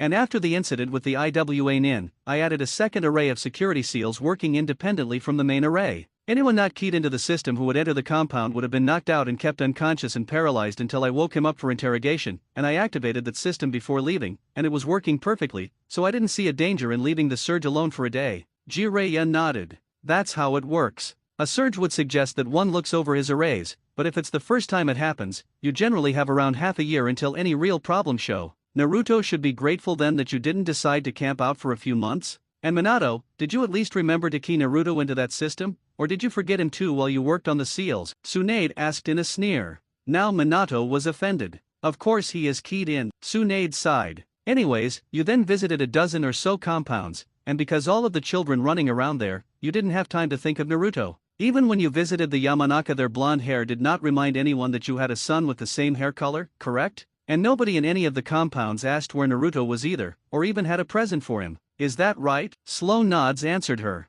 She took a deep breath. And then you went to the festival, where practically the entire village welcomed you, and again, nobody thought of Naruto. You let the kids run around, and when you had your free and calm moment, you all decided to get shit-faced and pretend children did not exist, is that right? And Jiraiya, who I know has been in the country for at least 3 days, decided he'd rather go peep on women in the hot springs rather than visit his godchildren. Meanwhile, Naruto got his arm shredded by your arrays because he touched the gate his family had closed in front of his face, and spent his entire birthday bleeding into the yard. And let's not forget, the only present he got that day, the ones locked up in your compound don't count, was a crippling injury and the end of his career as a shinobi, long before it officially began. Does that about sum it up? All three looked at each other. It sounded horrible when Tsunade said it like that, but they couldn't really say anything, because that was essentially what happened. So they slowly nodded. Tsunade looked ready to explode, but with inhuman effort, she managed to rein her temper in. She took a deep, calming breath. Name one reason why I should not pick up this desk and whack you all with it until you look like triplets.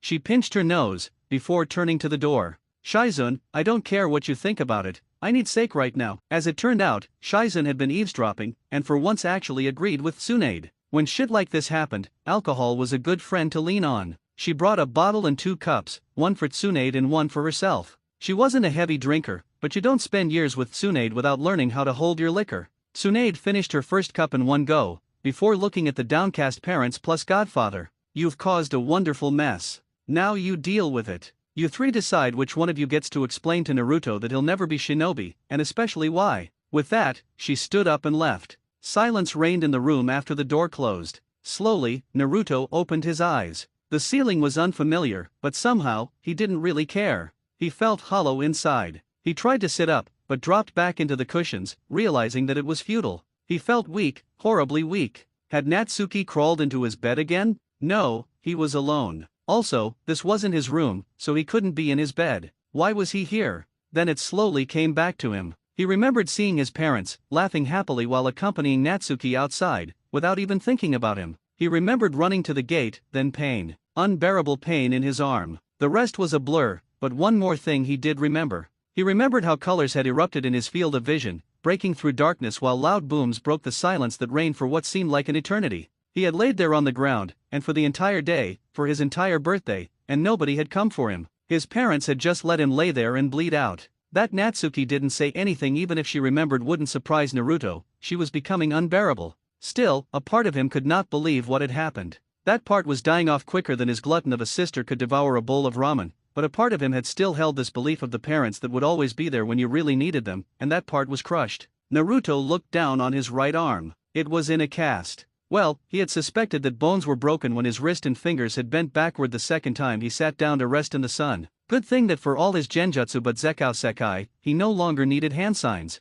Well, he needed eye contact, concentration and some obvious gesture to get it to work, and they were only low-ranking ones, but a success was a success. Even more so since Naruto was now on his own. While he knew that his parents, who had to have brought him here, as they were the only ones who could open the gate, would probably not discard him, from this point on, the only person Naruto would trust and rely on was Naruto. Never again would he give anyone a chance to betray him like his parents had. And speak of the devil, the door opened, and 2 patches of yellow and red with 2 people attached to them entered Naruto's field of vision. Strangely, the sight of his parents filled Naruto with no more emotion than he had before. If anything, his emotions seemed to fade away. Minato and Kushina entered the room. To their surprise, Naruto was awake, something Tsunade had said she was not sure if it would happen within the year, depending on how long Naruto's mind would need to get over the shock. Was his almost immediate awakening a good sign for his recovery, or was it bad that it only took a few hours to get over the feeling of being effectively abandoned by his parents in his greatest hour of need? Minato gulped. "Hi Naruto." The boy didn't answer.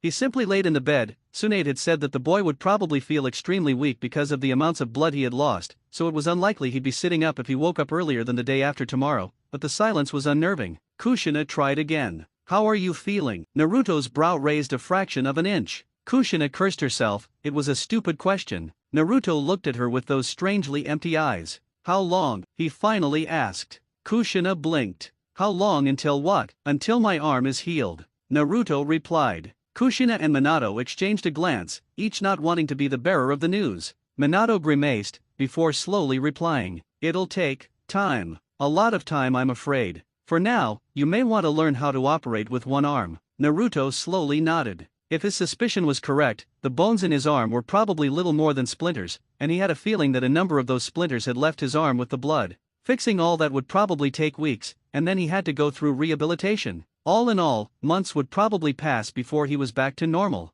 Kushina fidgeted. "Naruto, sweetie, please speak with us," she pleaded. This silence was more than she could take. Naruto looked at her. "Fine. Where were you last night?" Kushina looked as if she had just been slapped. I. Naruto gave both her and his father a cold look. "I waited, but you did not come. The fireworks went off, and you still weren't there." With that, he closed his eyes and let himself fall into the darkness. The conversation finished from his point of view. Kushina was pale as a ghost. Her lips moved, but no sound escaped them. Naruto had really stayed conscious the entire time until midnight, suffering through what Tsunade had said could only have been living hell, waiting for them. Minato, equally pale, took his wife's shoulder. He tried to speak, but his mouth was so dry, it took him 3 tries. I don't think he wants to see us right now. Kushina nodded and they left. That night, neither of them slept. 3 days later, Naruto was cleared by Tsunade to go home, with clear instructions of taking it easy, not doing any strenuous activity for longer than 5 minutes, putting absolutely no pressure on the arm and not try and channel chakra with it. Naruto nodded, understanding the need of leaving the arm alone to heal. Of course, that didn't mean he would just sit back and watch his muscles degenerate. He would do bits of light exercise, and continue with his genjutsu. He would not channel any chakra into his left arm. The doctor didn't say such things without a reason after all, but the rest of his body was fair game. And seals were something he could work on without putting strain on his body. Good thing he was right-handed, his calligraphy would not be impaired by this circumstance, and he could still draw and paint. He had started ladder recently, and it had taken him a while to figure out how to mix colors and create a picture without making a mess out of both himself and the canvas, and he needed more practice, but nobody could say he had no hobbies outside of ninja work. It was also a perfect disguise, as artists were some of the few people who wandered everywhere and roused no suspicion when looking around or checking out places in detail. During the next week, he improved on both his art, although those did not last, as he managed to make up for his standards complicated array that summoned the paint back into their jars when Naruto was done, giving him both the opportunity to practice without wasting paint or canvases, thus saving money, and doing so in secrecy, as whenever Minato and Kushina entered, all they saw was a blank canvas, a remain of something that Naruto, so they believed, once planned to start but never really did. It also kept everything clean, which was another plus. Still, his arm was a bother right now. It didn't hurt, but it was a handicap that barred him from a few things he wanted to do, not only unarmed combat, but swordsmanship and, what left a bitter taste in his mouth despite not really expecting anything from his parents anymore, jutsu lessons. With only one hand, he couldn't form the hand signs needed for new jutsu, meaning Natsuki was slowly starting to get ahead of him in those aspects, especially now that his parents could completely focus on her during those lessons and correct her mistakes. Remembering when he had come for the usual lessons, only to be sent away, still upset Naruto, not that he showed it to anyone. He had been about to enter the dojo, but his mother stood before him, looking regretful. "I'm sorry Naruto, but right now, you're in no condition for swordplay." Naruto was upset. "Why not?" Kushina sighed. "Naruto, I'm not trying to be mean, but you're not in a condition to fight. Your left side is an obvious weakness you can't defend. You can't even correctly hold a sword. Please understand, it's just not possible." Naruto's expression turned emotionless. "And whose fault is that?" he asked bitterly. Kushina's lips moved, but whatever she had wanted to say got stuck in her throat. Naruto turned away. "Never mind," he muttered. "I understand perfectly." He walked away. Somehow, he was not very surprised when a few hours later his father stopped him when he moved to jutsu practice, saying because of his arm he couldn't participate, although it filled him with an even deeper bitterness, as one-handed hand signs existed, and Naruto knew Minato knew they existed, although Minato had no idea that Naruto knew. He had spat out something similar to what he'd said to Kushina and left. Minato and Kushina met up in the evening, and knowing that Naruto was upset, they tried to gather the courage to tell him the truth. That his arm would never really heal and that he couldn't be a shinobi. That they had cancelled his lessons to prevent him from going on a rampage or run off to live as a Ronin or something like that was something they didn't even admit to themselves, although they were both worried. Without any real ability or skill, they knew that Naruto would be less likely to run off and get himself killed, as he was smart. Still, neither could shake a bad feeling. But that was not to say that Minato and Kushina didn't look out for Naruto.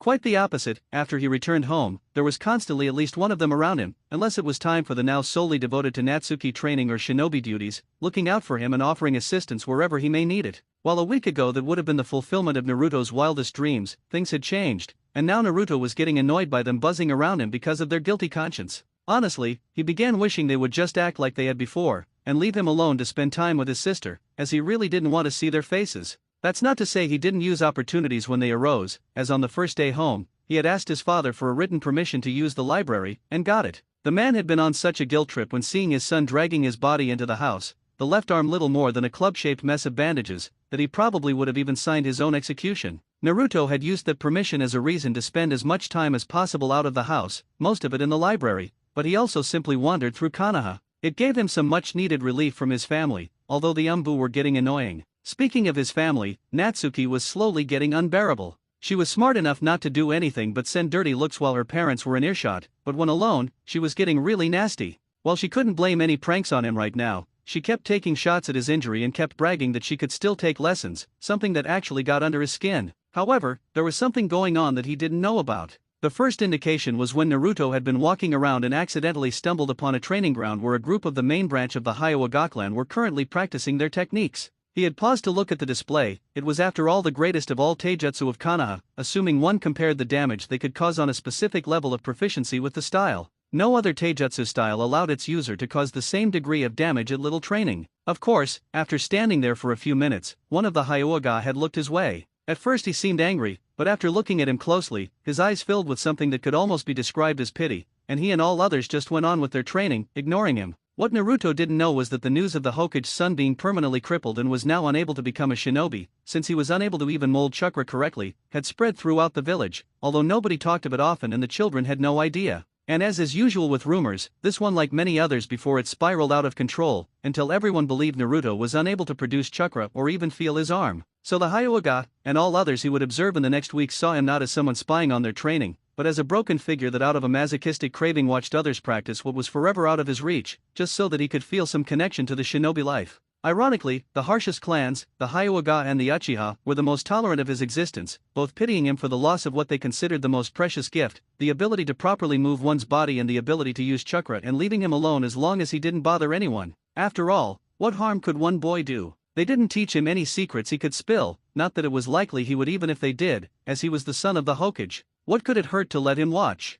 Naruto was clueless about the situation, but he wasn't about to pass up an opportunity. He watched other shinobi as they honed their craft. As an unacknowledged genjutsu prodigy and artist, he had a sharp eye for detail and a mind that could analyze almost anything. So, as he observed the fighting shinobi, he absorbed everything. He noted their combat movements, how they used their bodies for maximum power, their aim for critical points, their techniques for throwing different weapons, how they held and wielded their swords, and the basic principles behind each technique. He also memorized hand signs, dissecting each jutsu to understand its mechanics. Just because he intended to become a master of genjutsu and sealing arts didn't mean he had to be defenseless if he couldn't use either for some reason. However, his meticulous observation was slowly giving him another ability, one he was unaware of but would perfect in the coming months and years. By studying how people moved, held themselves, and to a certain extent, how their chakra flowed, he was developing a weak but present sensory ability. He would eventually be able to evaluate a person's talent from just a few minutes of observation, determining the best training for them. But that ability wouldn't fully emerge until after he left Konoha.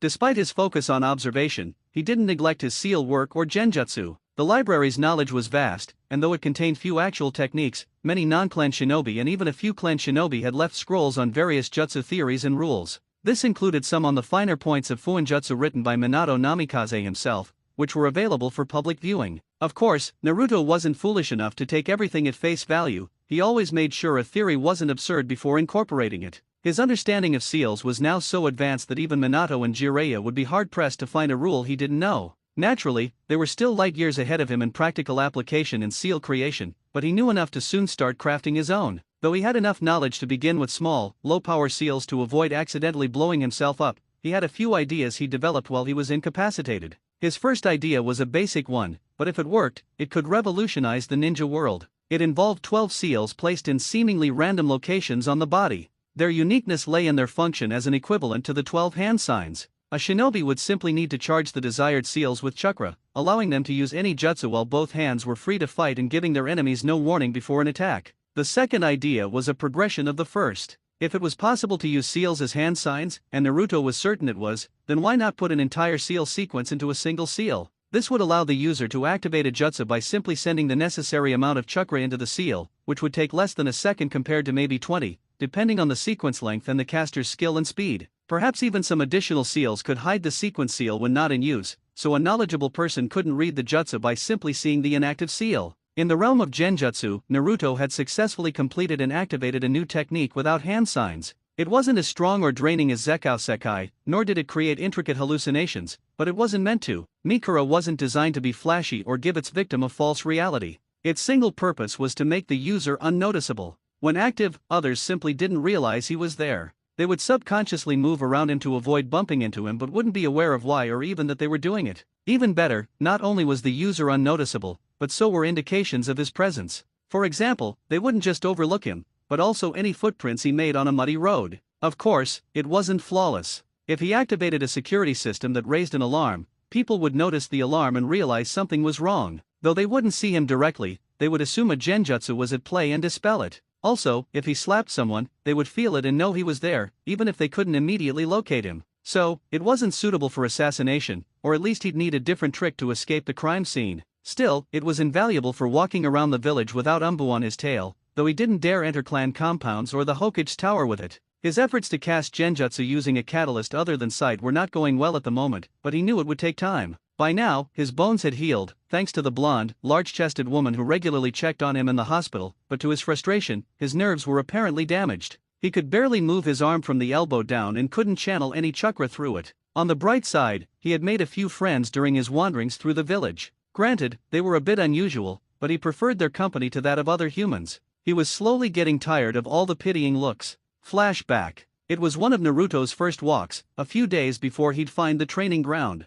He didn't have a set destination, as he didn't feel like going to the library today. He just walked wherever his feet took him, simply wanting to get as far away from his family as possible. Eventually, when he walked into a dead end, he decided it was time for a break. He looked around and, finding a bakery, he bought a small loaf of bread. It wasn't much, but Naruto hadn't taken his wallet and was limited to some spare change in his pocket. The bread was not only the cheapest thing but really the only thing he could afford at the moment. He sat down on a nearby crate, right at the entrance of the dead end he had walked into minutes earlier, nibbling on the sweetened bread while going over different ideas for his genjutsu and fuinjutsu. His train of thought was interrupted by a squeaking noise coming from his right, from the dead end. He looked, alarmed, but there was nothing there. He was just about to try and cancel a genjutsu when he heard another squeak. He looked down and found a gray rat with a white spot between its eyes staring at him, more specifically at the bread in his hand, its nose twitching. Naruto tilted his head. Unlike many people, he wasn't afraid of rats, or spiders, or cockroaches for that matter. He didn't understand why his family's faces scrunched in disgust when they saw the brown insects, or why Natsuki would start screaming when she saw one. They were insects or arachnids, but that was beside the point.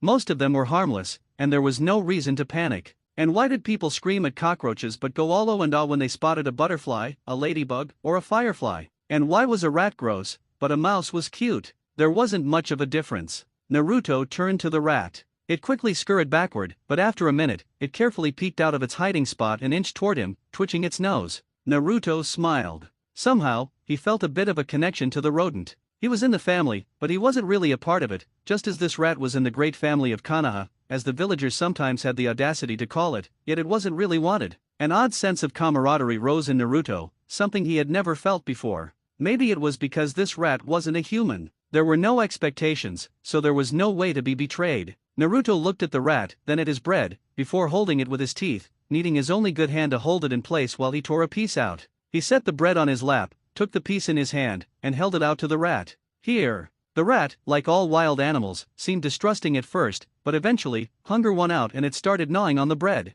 Naruto let it go to ensure his fingers wouldn't accidentally become part of the menu. After it and Naruto had finished, the rat ran away. However, the next day, when Naruto wandered the streets, even though he walked a completely different route, when he sat down with some food for a break, a rat with a white spot between its eyes was looking at him, this time with two others. Naruto's sweat dropped. Seriously. Okay, Shiro, he decided to call the rat that because of its white spot. Let's be clear, okay? I don't mind sharing food with you and a few friends of yours, but I'm not going to become your family's main food supplier, are we clear? He knew just how fast a rat population could grow. The rat didn't react, still looking at the food, though if Naruto didn't know better, he'd say it was trying to look cute. Naruto sighed and tossed him his share. It went on like this, with Naruto eventually resorting to taking food out of the compound with him to share with his new friends. At least the rats seemed to somewhat understand him, as while the number of rats changed every day, there were never more than 7. However, it seemed he was attracting other omnivores, as after the first weeks, he had fallen into a routine of reading in the library or watching training, sharing lunch with his new friends, then doing the thing he hadn't done before lunch, either the library or observation, depending on what day it was and who was training when. When he walked to a quiet place where he and the rats could eat in peace, not only did 4 rats crawl out of the bushes, but 3 crows, or maybe they were ravens, landed in front of his feet.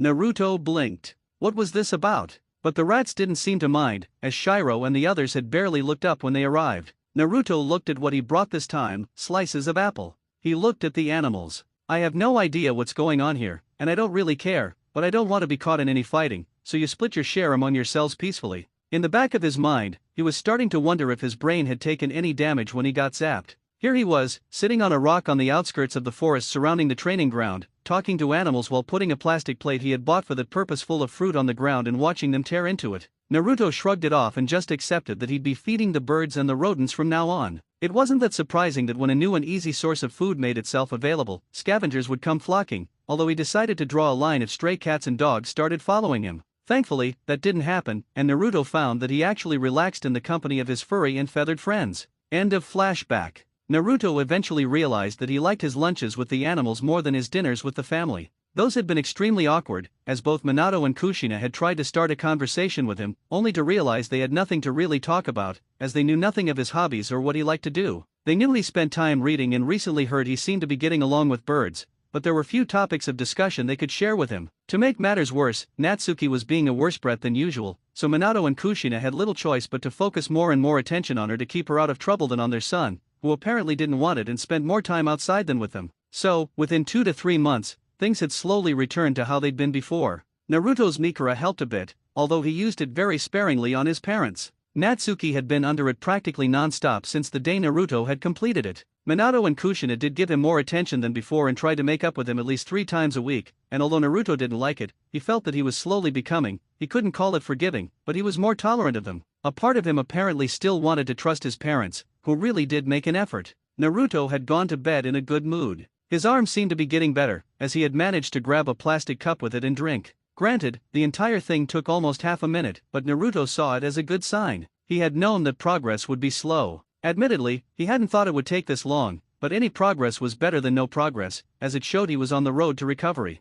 Looking back, this whole mess hadn't only been bad for Naruto. Without it, he wouldn't be anywhere near his current level with seals, as the library's knowledge would have been beyond his grasp. He also would never have thought of a number of ideas he had come up with that would make things easier for those who had lost limbs, whether arms, hands, or just fingers. Granted, he hadn't managed to actually complete those ideas, but he had a concept, which by his still childlike logic meant the lion's share of the work was done. He didn't know that Minato had needed 4 years after coming up with the concept of the hydration to work out all the details and actually complete it. But still, Naruto fell asleep with a contented smile, dreaming of what he would do once he was finally back to normal. He had no idea that what would follow his next awakening would change his life forever. Naruto's return from Dreamland was not an easy one. He felt weak and drowsy, and it took him over a minute to even realize he was awake. What had alerted him was the pain that came with every breath. His lungs were on fire, his limbs felt like they were filled with lead, and it felt like a hedgehog was starting a rampage inside his head. His itching eyes told him that it was 4 in the morning, and everything hurt. What was going on? The answer was simple, yet for a second, Naruto's mind simply refused to believe it. Natsuki, who in the past weeks had made it clear, in those few moments he allowed her to notice him, that she hated Naruto's guts, was laying on his bed, beneath his blanket. One of her hands had somehow crawled into the jacket of his sleepwear, resting right above his stinging heart. How on earth had she overcome Mikura? He knew he had put her, and for a change his parents, under it just last evening. While he had used the version that faded by itself, it should have taken at least another day until they became aware of Naruto's existence. The blonde boy gathered all his strength. "Natsuki, get out of my bed," he hissed. Natsuki blinked, looked up, and her face turned into a grimace. "What are you doing here?" she hissed back. Naruto took a calming breath. "In case you haven't noticed, this is my room." Natsuki looked around, noticed this to be true, blew Naruto a raspberry, and bolted out of the room, eager to get some space between the two of them. Naruto sat in his bed, wondering how long he'd have to endure these visits from Natsuki that only brought him pain. Suddenly, he felt a burning sensation in his throat, and he felt as if he had to throw up. He left his bed and staggered toward the bathroom connected to his room. He made it to the sink before he collapsed in a fit of coughs. If it weren't for the sound-blocking seals that his father had installed on all bathrooms to ensure privacy, Naruto was certain half of Konoha would have been shaken up by his newest plague. After a few minutes, the fit ended. What was that, he asked himself, before his gaze was drawn to his working hand. It was red with blood. Naruto stared at his bloody hand. There, sticking to his fingers, was the proof of what he had told his parents all along, that Natsuki's presence was harmful to him. But only now did he truly realize how harmful. "This can't go on," Naruto told himself. "Either Natsuki is banned from my room, or I have to leave. It is getting worse, and I am certain that unless something happens immediately, I will die." Naruto left his room and headed toward his parents. With evidence like this, they had to do something, or else he would lose what little faith in them was left and pack his bags for good. As it turned out, his parents were still caught in Mikura, giving Naruto the opportunity to do something he could normally never do. He could eavesdrop on his parents without them noticing. At first, he had planned to simply end the jutsu, but, "We have to tell Naruto. It's just getting worse the longer we wait, and I feel like I'm falling apart every time I see him," Kushina declared. Naruto froze, focusing all his attention on what he could hear. "This seemed serious." Minato sighed. "You're right, but it's just not that simple. Every time I want to tell him, my throat closes up. It's like my tongue fails me, or the words themselves refuse to be spoken. Kushina let out a laugh devoid of joy. How poetic we are when it comes to justifying how useless we are. Minato looked at his wife. He has a right to know, and Tsunade is correct that waiting will only make it worse, but how, that's the real question. Honestly, I wish I could just order Tsunade to do it. She has experience with these kinds of things, and aren't doctors usually the ones who deliver such news? A shrug was his answer. Usually. But can you blame her for pushing that duty onto us? Now it was Minato who laughed without a hint of joy. As much as I'd like to, no. This is hell. I've been practicing my confession to Naruto for weeks, but the words just won't come out when I need them to. Kushina nodded.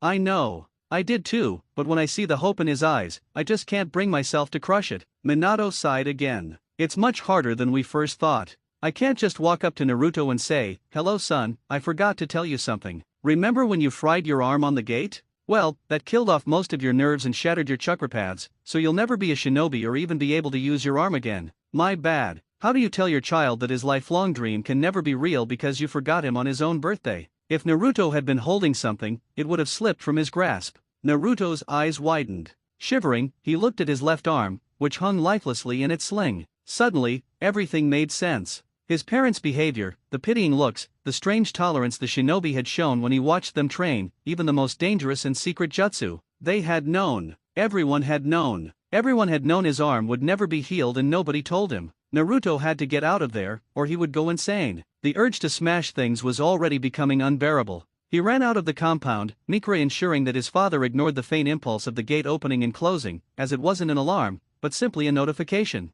Meanwhile, his parents had decided the news would be delivered on their next planned holiday, which was in 3 weeks, and slowly changed the subject. Naruto didn't care what else his parents had to say, he needed to be alone right now. Minato frowned. He had just gotten a really bad feeling, but he couldn't figure out why. He checked the impulses of his seals, having learned from the birthday catastrophe to trust his gut more than his head in these situations, but there was nothing out of the ordinary. So whatever it wasn't in the compound. It was probably in his office, printed on deceptively white, innocent-looking paper. The Chunin exams were coming up in Kumo, and he had to organize everything. Since Kumo was not an allied village, the work was piling up. He had no idea if he would be home before tomorrow evening. Kushina, I'm a bit worried. I won't be here until tomorrow evening at the earliest, and you? Kushina nodded. I have border patrol for the next few days, as I'm still an active shinobi. I know. But Minato, I trust your seal work, and don't forget, we've both been gone for a few days before, and they were just fine. They'll call friends over, have lots of fun, and make a mess of the house.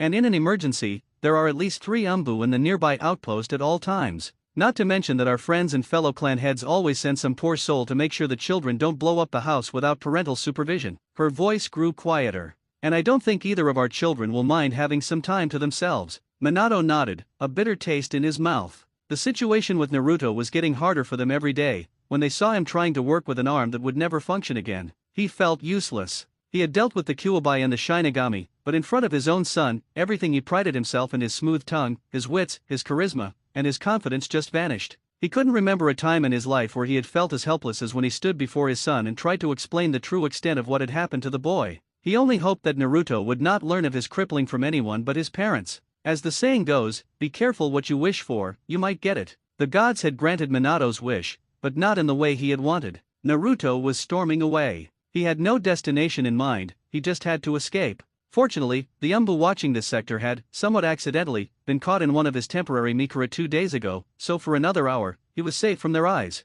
And since it wasn't even 5 a.m. yet, the streets were practically deserted. Naruto left the main streets, where a few early risers like bakers were already up and about, and instead went into the darker alleys, where he was alone except for his non-human friends, who could sense his mood and decided to give Naruto some space. It wasn't time for food yet anyway. Unbeknownst to Naruto, he was approaching a sector of Konoha that nobody had entered since the Kyuubi attack. It wasn't that they didn't want to, but in this sector, the Kyuubi's Yuki had gathered and seemingly gained a mind of its own, latching onto any living being that entered it and draining it dry, even converting the victim's flesh and bones into energy, leaving nothing behind but agonizing cries that stopped abruptly. Of course, the Yuki's territory had been fenced, but as fate would have it, the part of the fence on the side Naruto was approaching from had been destroyed, and since nobody ever went even close to that sector, nobody had found out and repaired it. Naruto was blissfully unaware of the trouble he was in as he walked through the fence's remains and into what had been termed the dead zone, still upset about what he had learned. While he had lost his faith in his parents, this newest betrayal had stung deeply. Why am I even surprised?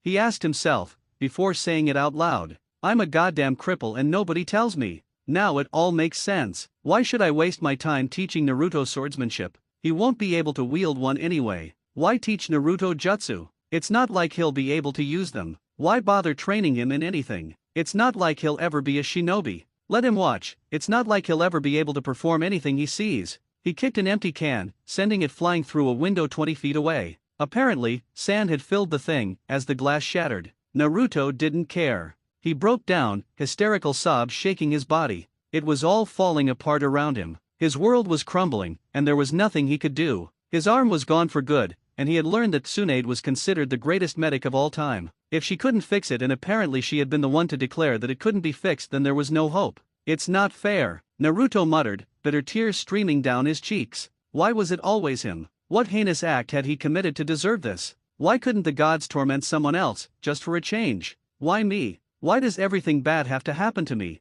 Naruto was not the type for brooding and self-pity, but right now, it was just too much. So consumed by his misery, Naruto did not even notice the red mist that had formed behind him, seeping out of all the cracks, forming into an almost solid wave of red. The Yuki was not truly intelligent, nor did it have any real instincts. But with its time spent hunting for anything that foolishly approached, it had learned not to simply latch onto the prey while spread out too thinly, or else the sustenance could slip free and escape. Also, as many creatures had an instinct that warned of rapidly approaching objects, the Yuki had developed a simple tactic. First, it would gather, then slowly and carefully approach and attach itself to the body without actually doing anything. Once the prey was secured, the bulk of the Yuki would shoot forward, engulfing the unfortunate victim, draining it of all chakra, before beginning to turn the rest into something that would further support the Yuki as a whole. Following its tactic, tiny strands of Yuki had attached themselves to the newest prey, a much larger one than Yuki usually captured, and prepared the rush. By the time the creature noticed, it would be far too late. Now, the red wave slammed against the body, working its way from the bottom of the backside toward the head. The prey still hadn't noticed anything, as its eyes were shut.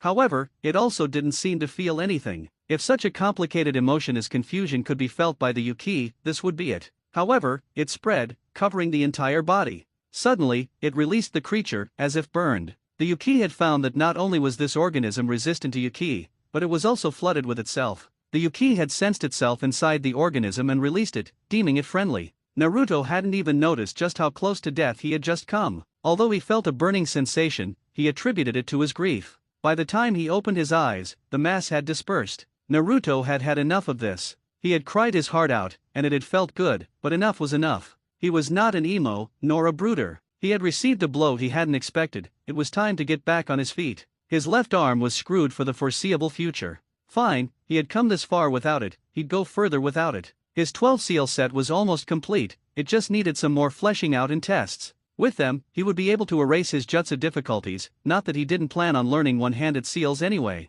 As for taijutsu, there was always a way, he just had to find it. Still, this newest betrayal had hit him hard. He hadn't noticed it, but he had been starting to let his parents back into his heart, which made it all the more painful. Naruto realized that this was the first time since his birthday that he was actually angry with his parents. He had been displeased and annoyed, but never truly angry. He had allowed his parents to hurt him again. Fool me once, shame on you. Fool me twice, shame on me. Rest assured, it won't happen again, Naruto muttered to himself. To him, his blood relatives would from now on be nothing more than landlords and unwanted roommates, and if it turned out that he couldn't heal his arm here, or if it healed, he was out of here. He didn't have to worry about time. For one thing, he hadn't even entered the academy, and from his Minato Namikaze's words, he wouldn't be entering it, so there was no hurry to leave. He would be a civilian, and civilians had the right to leave whenever they damn well pleased. They couldn't make him a missing nin, as he had never served Konoha and thus could not desert it. The only potential problem were the clan laws. Every clan member had the right to leave and go elsewhere without leaving the clan as long as they weren't bound otherwise, like with shinobi duties. That was the reason the Hyuga made such generous use of the Kaganatari no Juin, or caged bird seal. If they didn't, any Hyuga that was declared a servant would pack his bags and be gone. However, only the clan head could officially release someone from the clan, meaning that a Hyuga who left was still a Hyuga, and a Namikaze who left was still a Namikaze. If they made it clear that they had no intention of returning to the clan still had the right to call them into service, meaning that for a set period of time, or until a certain number of missions were completed, the free clan member had to return and serve the clan and the village the clan was allied with. On the upside, once that was done, if the person demanded to be released from the clan, the head had no option but to do so. The person had done their duty, and there was nothing more they could demand from them. Even better, such people could leave the village without any repercussions as long as they hadn't committed a crime, as they were essentially hired on a mercenary basis. The only catch for the clan was that the order to return had to be delivered personally. That didn't mean a clan member had to do it, but the order had to be given in written form, and the one who delivered it had to give it directly to the one it was addressed to. However, once the courier had located the recipient and said recipient realized what it was about, he could not run away, block the courier, or ignore the order. If they found and identified him and had the letter, then the man or woman would have to serve their time. And while the idea of cutting all ties with his relatives sounded sweet, Naruto had no intention of wasting 4 years of his life, as he doubted they'd give him the B-A- and S-ranked missions to shorten the time serving Konoha. So once Naruto was out of Konoha, he would drop off the face of the earth. He had already gathered a few materials, namely jutsu that could not be dispelled and would change his appearance. And it was his stupid sister of all people who had given him the idea. She had messed up a henge in a way that she actually transformed into what she wanted, only that the result hadn't been good for her. She had spat blood for 5 minutes, and anyone without the Kyuubi would have likely been screwed up for good. But Naruto had analyzed what she had done, how she had done it, and what one should do to minimize the damage to the body. It was far from perfect, but he could now permanently change the color of his eyes and hair, and make slight alterations to his skin. Still, he needed to find an outlet for his remaining anger. He looked around and gave the wall a fairly powerful kick. "What the hell?" he called as he jumped back. Half the wall had collapsed. Naruto looked around, and for the first time realized something. Where the hell am I? He was in a place he had never seen before. The place was obviously abandoned. The buildings looked damaged, some had collapsed, some looked like they had been crushed by something, and nowhere could a trace of life be found. Naruto knew he hadn't left Konoha, but it sure seemed like it. He looked around and saw the monument. At least he could orient himself now. Still, this place was dangerous. He looked through the newly made hole in the wall, and blinked. The falling fragments had smashed through what appeared to be a hidden door. Naruto knew he should be leaving, but his curiosity was stronger. He carefully entered the building, prepared to jump out of the way the moment anything rumbled, but nothing came. He noticed that the walls and ceiling were supported by steel beams, meaning that it was fairly unlikely the whole thing would simply collapse. So he carefully approached the hole in the ground.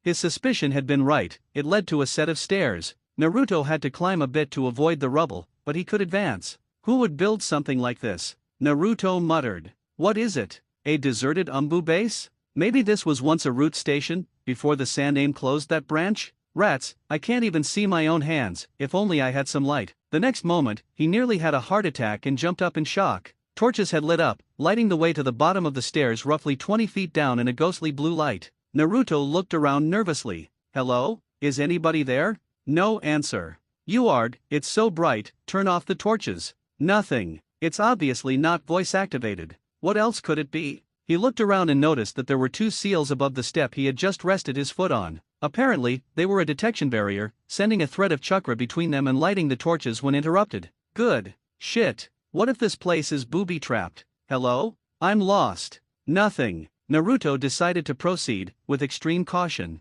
And indeed, he found no less than 7 traps, ranging from more seal threads over fake stairs to a section of hallway behind the stairs where he had to paint a certain array on a piece of paper before the ceiling came down and crushed him. Finally, he was standing in a chamber, apparently the only chamber, as there were no further paths. Again, burning torches lined the walls, sending their flickering light and giving everything a creepy feeling. The room itself was a disappointment for any treasure hunter. There was a stone basin set into the floor in front of him, not big enough for Naruto, but it would be enough to bathe an infant or wash his face. The far wall had a desk, a drawer packed with folders, and a few broken clipboards that looked as if someone had thrown them on the floor next to a number of odd machines that Naruto could make no sense of. On his left side, he saw a row of 6 long cages, each containing beds of varying sizes. The beds in the first 2 were adult size, the next 3 growing smaller until the final cage, in which there were at least 40 cribs. What was odd was that all were fastened with leather straps, as if to keep them in bed. Perhaps this had been a station for insane ninja? The wall on the right, on the other hand, caught Naruto's attention. It was filled with jars containing a liquid that in this light looked greenish. All jars were made of glass, the same size, and labeled.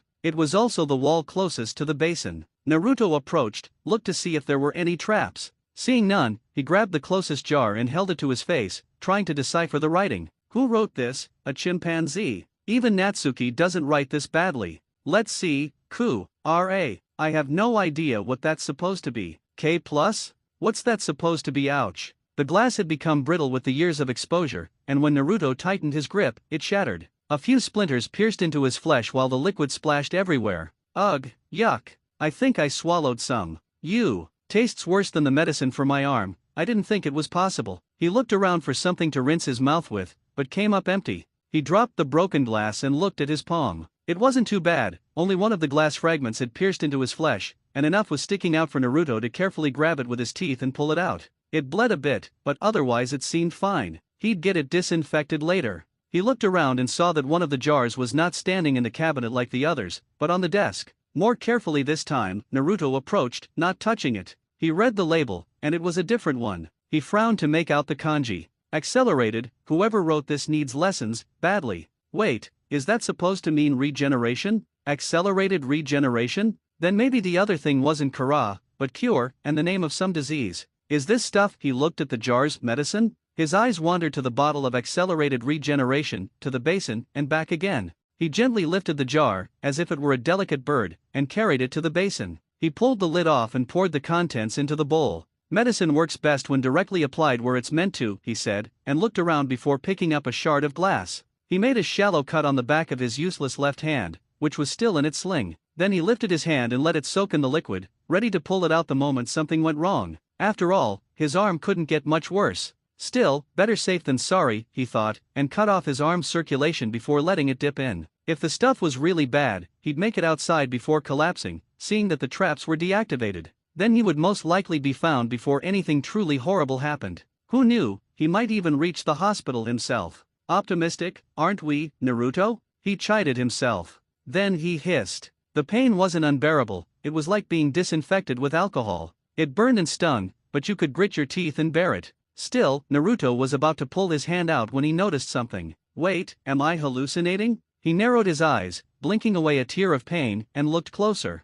Yes, the cut was getting smaller. It was a slow process, so slow that you really had to focus to notice, but it seemed to be working. In fact, Naruto felt the stinging pain travel up his arm and couldn't help but grin despite the ache. Even though it was pain, Naruto had never felt more sensation in that arm since he woke up in the hospital. The only reason for such feelings was that his nerves were healing, even if just a little. He looked at the jars again. If all of this was medicine. And here, a part of Naruto that had been practically erased by his life's experiences reared its head. In this moment, he was no longer the calm and collected prodigy. The small and very painful success on his arm had made him giddy, and he was reduced to what he physically was, a child with free pick in a toy store. More is more, Naruto muttered as he grabbed jar after jar, pouring a bit of everything into the basin without even looking at the unreadable descriptions, a wide grin on his face. After this, he probably would never have to be afraid of getting sick again. Maybe he would even be immune to whatever Natsuki was doing to him. Had he bothered to read, he would have noticed that the tags didn't have the names of medications on them, but other, quite familiar names, like Akimichi, Nara, Uchiha, Senju, or Inyazuka. What he had found was in reality one of Orochimaru's first laboratories, which he had abandoned long before he actually left Konoha, both because it was too small and ill-equipped for what he needed, not to mention that the experiment had all failed. At the time, Orochimaru had gathered genetic material from anyone he could find that had anything special, and used it to create a mixture that, so was the plan, could grant the abilities to other people who did not originally possess it. While he had been able to create the solution, all attempts to inject it into another person had failed. The solution did its job, but the body rejected the changes, causing death. Orochimaru had used younger and younger hosts, eventually resorting to building incubators and letting embryos absorb the liquid, but not even they were able to withstand the changes. When the last one died, Orochimaru had given it up. This was not the way to gain Kekkai Genkai, so it was of no use. Originally he had intended to destroy the place, but before he got the opportunity, he was deployed in war, so he had just removed all traces that indicated just who had been working here and left. Who cared if the lab was found? There was no trace of Orochimaru's presence, and everything left in it was useless anyway. He cared neither for the corpses, the anyway outdated equipment, nor for what was left of the solutions.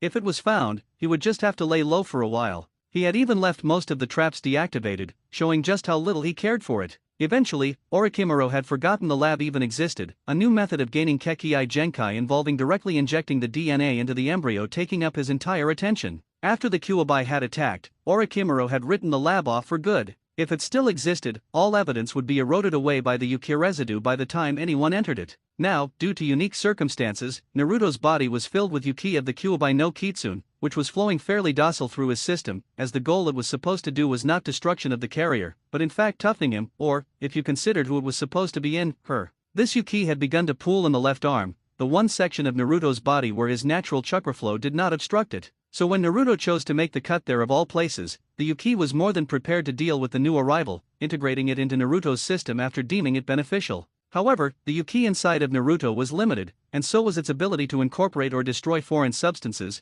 more so since this was not the body of a Jinchuriki. In fact, it was nothing short of a miracle that the process of gaining the increased regeneration of a woman or a Kimaru had located, but at the time been unable to collect, had not killed Naruto, who was blissfully unaware of just how deep the shit he was about to jump into was. Naruto looked at the basin. It was filled almost to the top with bluish-green liquid. Getting all of the jars had been a pain, since he had to move the desk and chair to reach the ones on the very top, and being careful not to drop any. But in the end, he had succeeded. The basin was filled with some liquid from every jar, and he had used one of the weird metal instruments to mix it thoroughly. His arm was still aching, but now he could actually move his index finger a bit without the other three following suit. Soon he'd be better than ever. He grabbed another shard of glass and made a deeper cut in his hand, this time cutting a bit up the arm, while being careful not to sever any veins or arteries. What good was super healing and immunity against diseases if you bled out before it could activate? Naruto looked into the turquoise liquid one last time. With this, I'll be better than ever, he called, while letting his hand slide beneath the surface.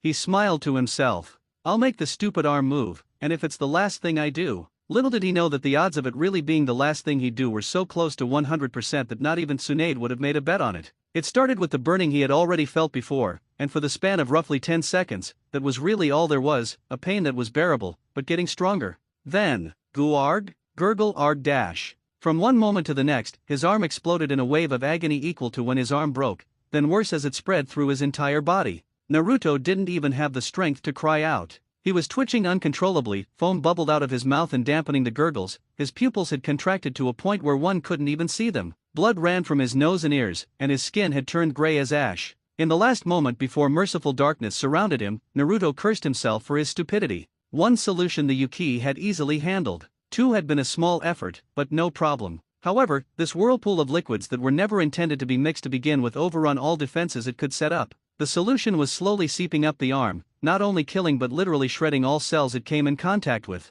The host's entire body was racked by seizures of protest at the invading source of painful death. In a Jinchuriki it would have been easy to fight the liquid off, but here the reinforcement of Yuki was cut off, meaning that what was currently in the body was all that was there to fight, and there was not enough to prevent doom. This Yuki was also slightly diluted, as it had not been released directly by the Baijuyu, but of a Jinchuriki. It was simply not designed to exist outside of a living organism. One thing that one must understand about Baijuyu is that they are comprised solely of Yuki. There is no flesh, no bones, no internal organs. There is a center of will, generally located in the head, where the mind was, but no real brain or nerves. What kept the Baijuyu solid was the fact that even though the central mind was focused on one spot, every single flicker of Yuki was filled with a certain set of instincts, which tell it any energy source that gets in contact is to be drained and all energy is to be absorbed and converted to Yuki unless ordered otherwise. Yuki with identical signature is not to be absorbed, but assisted and aided, and the continued existence of the collective has highest priority. In a way, a Baijuyu was nothing more than an anthive of demonic energy.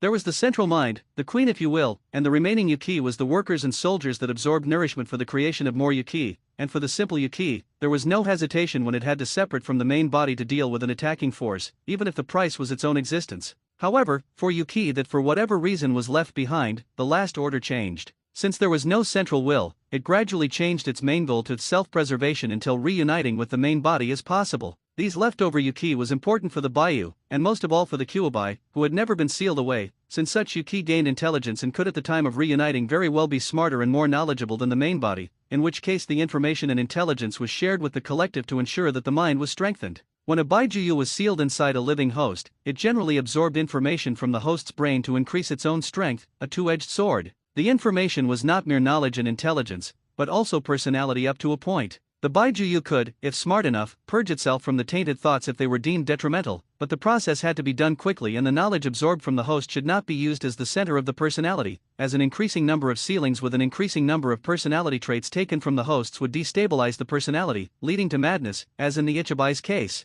Kyuubi, never having a host to milk for knowledge, had been reliant on these residue, which was good for its mental state, but held the problem that if the fragment was sealed away, a new mind could grow, which usually lead to a few problems with the little upstart, but that was a different story. One must realize just how close Yuki of identical signature were to each other to understand what happened next. The Yuki in Naruto's body was getting overwhelmed, and knowing that it needed this host, did something unusual for Yuki residue. It remembered. It remembered that not long ago, there had been contact with a large mass of itself, and used the unconscious host's tenketsu to send a part of itself outside, in the form of a wave carrying what was essentially a distress signal. The entire mass of Yuki and Kanaha, spread out thinly over a space of more than a square mile, seemed to look up. A shiver went through red mist, and it rose from all corners to swarm towards one building like a giant swarm of red locusts rose up, as one poured down the formerly hidden passageway and slammed into the chamber with the force of a typhoon. Whatever happened to be around in that room was pulverized in the steadily increasing pressure of the Yuki, with the exceptions of Naruto, who was lifted into the air almost delicately, the Yuki having successfully identified the source of the S.O.S signal, and the liquid that had caused the mess, that was blown out of the crumbling basin and into the air, where the Yuki did a rudimentary analysis of the root of the problem. As the mass interacted with the Yuki inside of Naruto, the outside Yuki found something it had been looking for ever since it had been separated from Kyuubi, a host in which it could rest without dissolving it or being suppressed.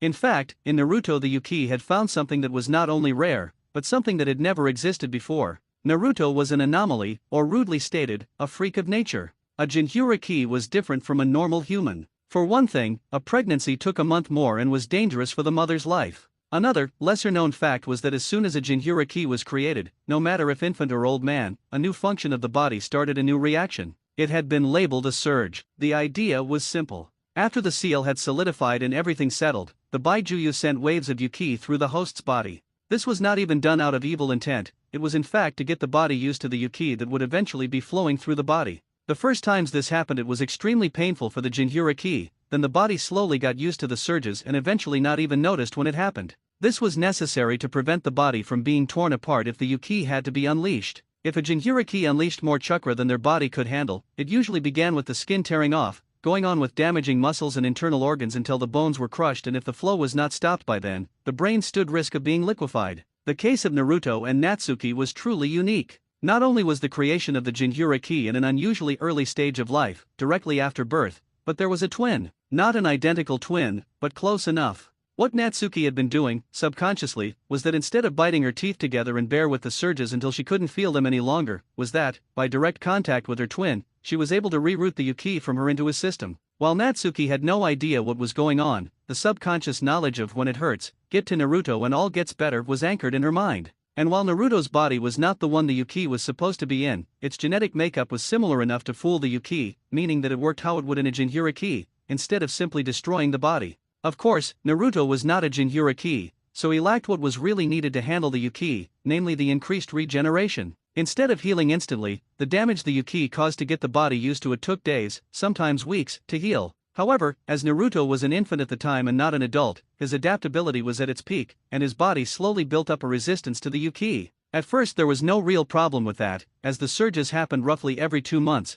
giving Naruto enough time to heal before the next wave came. However, as the years passed without Natsuki being any more resistant to the Yuki than at birth, the Kyuubi was losing patience and started sending more Yuki in shorter intervals. Naruto's body had eventually become unable to keep up with the increasing amount and slowly started breaking down, as the Yuki was still attacking his organs, which had eventually damaged the lungs, leading to the bloody cough. Still, Naruto's body had a high resistance to Yuki, and since there was no seal, Yuki in his body was not restricted in any way. For the Yuki, it was as if it had found utopia. A host in which it could rest, in which it could easily gain sustenance, and in which it was not bound to the host's will. So the Yuki decided in that moment to stop its existence as a scavenger, and become a symbiont, as it felt the need to prevent its host's destruction. While most of the body was lined with internal chakra that would have been a bother, one limb was free of that, the left arm. Coincidentally, this arm was also flooded in solutions of unknown origin, a threat to the future host's life. However, now that the solutions could be easily destroyed on a whim, the Yuki grew curious.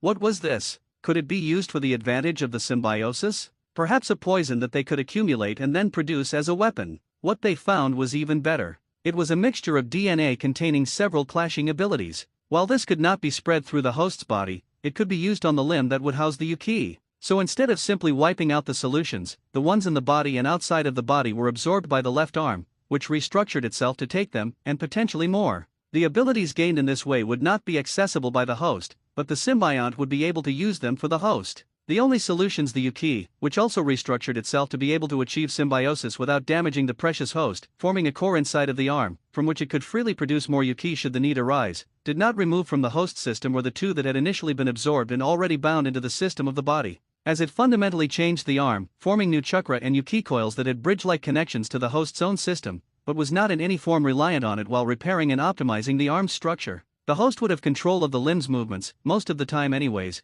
but final say on everything regarding that arm still lied with the symbiont.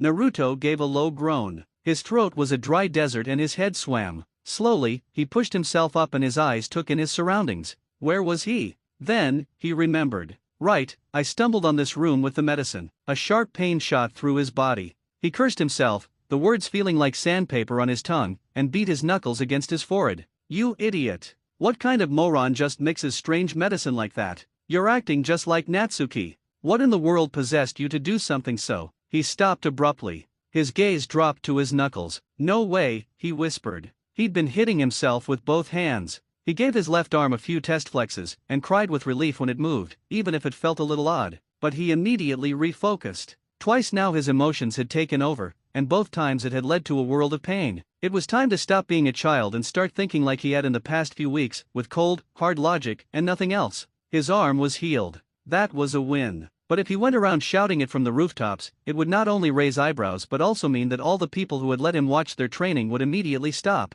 He didn't plan on sticking around for long anyway, but if his arm remained a secret, the search parties would be looking for a boy with a crippled arm, not one with two working ones. He could be sitting in a restaurant with a slightly different look, and they'd ignore him as they saw him eating with his left hand. No, the fact that his arm worked was information on a need-to-know basis, and no one needed to know. Besides, it looked a little different now. The skin was a bit paler, and the nails were sharpened into short claws, similar to those of the Inyazuka clan members. Then he looked around. He was sure a squeak had woken him, so what was squeaking? The answer was simple. It came in the form of a rat with a white spot between its eyes. Shiro! Naruto called out in surprise. The rat had apparently followed his scent all the way down here. He held out his right hand, and the rat let him pet it. Hey there! How long was I out? The rat squeaked again, its tail hitting the ground 3 times. Naruto wasn't sure what to make of it, but he was hungry anyway. What do you say we find some food? And water. I really need water. The rat seemed to nod excitedly.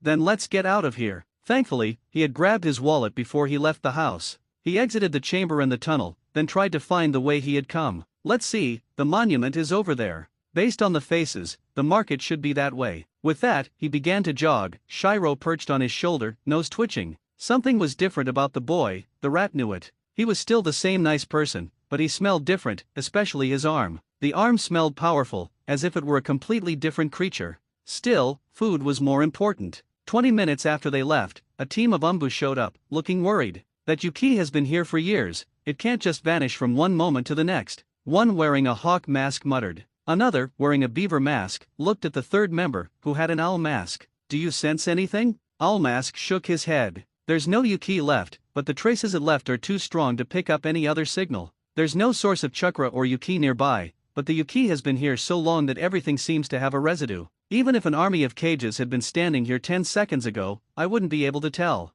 I can barely sense you through all the interference, and you're constantly putting out chakra. The hawk mask shook his head. This is pointless. We're not going to find anything out right now. Let's go back for now and leave the rest to search parties. Beaver Mask sighed. Do you think the barrier will give any clues? Not likely, Hawk answered. The Yuki interference has always been a problem. If anyone gets within a 1-mile radius of it, and the market is closer than that, all the guys at the barrier see is a big blur. Let's call it a day. The others nodded, and a second later, they were gone. Luckily it was a windy day, or they would have noticed some footprints leading out of a collapsed wall and toward the market. Kushina was in the kitchen, making a late breakfast. It was 9 in the morning, and she had returned from her border patrol not even 10 minutes ago, only to find Konoha in a state of chaos. The Yuki that had been lingering and attacking everything since the 9-tailed fox attack had suddenly just vanished right after she had left, and even now, 3 days later, nobody knew why. At first everyone thought Natsuki had done something, but that wasn't the case. Poor Minato hadn't been home for a single second since that day, as the council held one meeting after another, and this would likely go on all week. Although now finally some had found the courage to enter the dead zone and came back reporting that the Yuki truly was gone. She herself would probably be called away again soon,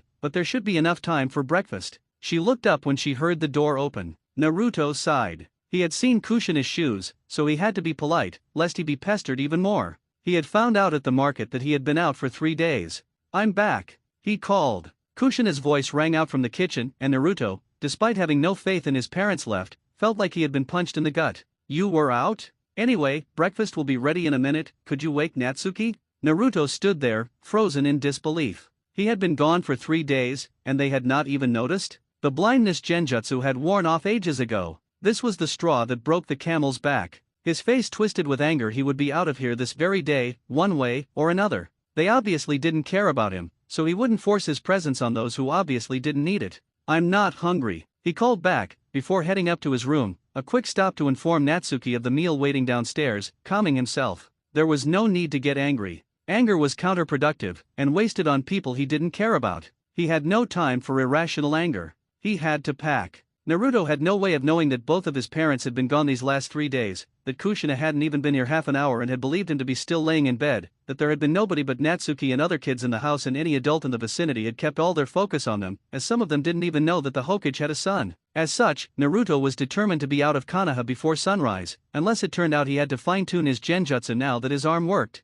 He already knew where he would go first. As much as Naruto wanted to leave right away, he found that a short wait was necessary. Something was off with his genjutsu. His control was a little off, meaning that he had to go to the pond in the back of the garden and spend almost 2 hours to get his water walking back, but his genjutsu was strange in a new way. It wasn't that he was unable to cast them, quite the opposite. The problem was that he couldn't really control them anymore. He could no longer calculate if a blindness genjutsu lasted 5 minutes or 2 weeks. It felt as if all the requirements he had worked with, how much chakra is needed to make it last, how to dose it, had suddenly changed. To use a simple comparison, he had all the right ingredients, but the amounts were all wrong, resulting in screwed-up cooking. While this wouldn't do, it had unintended side effects, as when he used a color-altering genjutsu on a group of genin that happened to be practicing genjutsu, it took them 3 tries to break out. So, my genjutsu are a lot more potent than before, probably cost less chakra, but because of that, I'm overloading them. Fuck, this won't do. But still, the situation is salvageable. If I focus on the blindness one and other subtle ones, I should get them under control by evening, and be out of here by sunrise.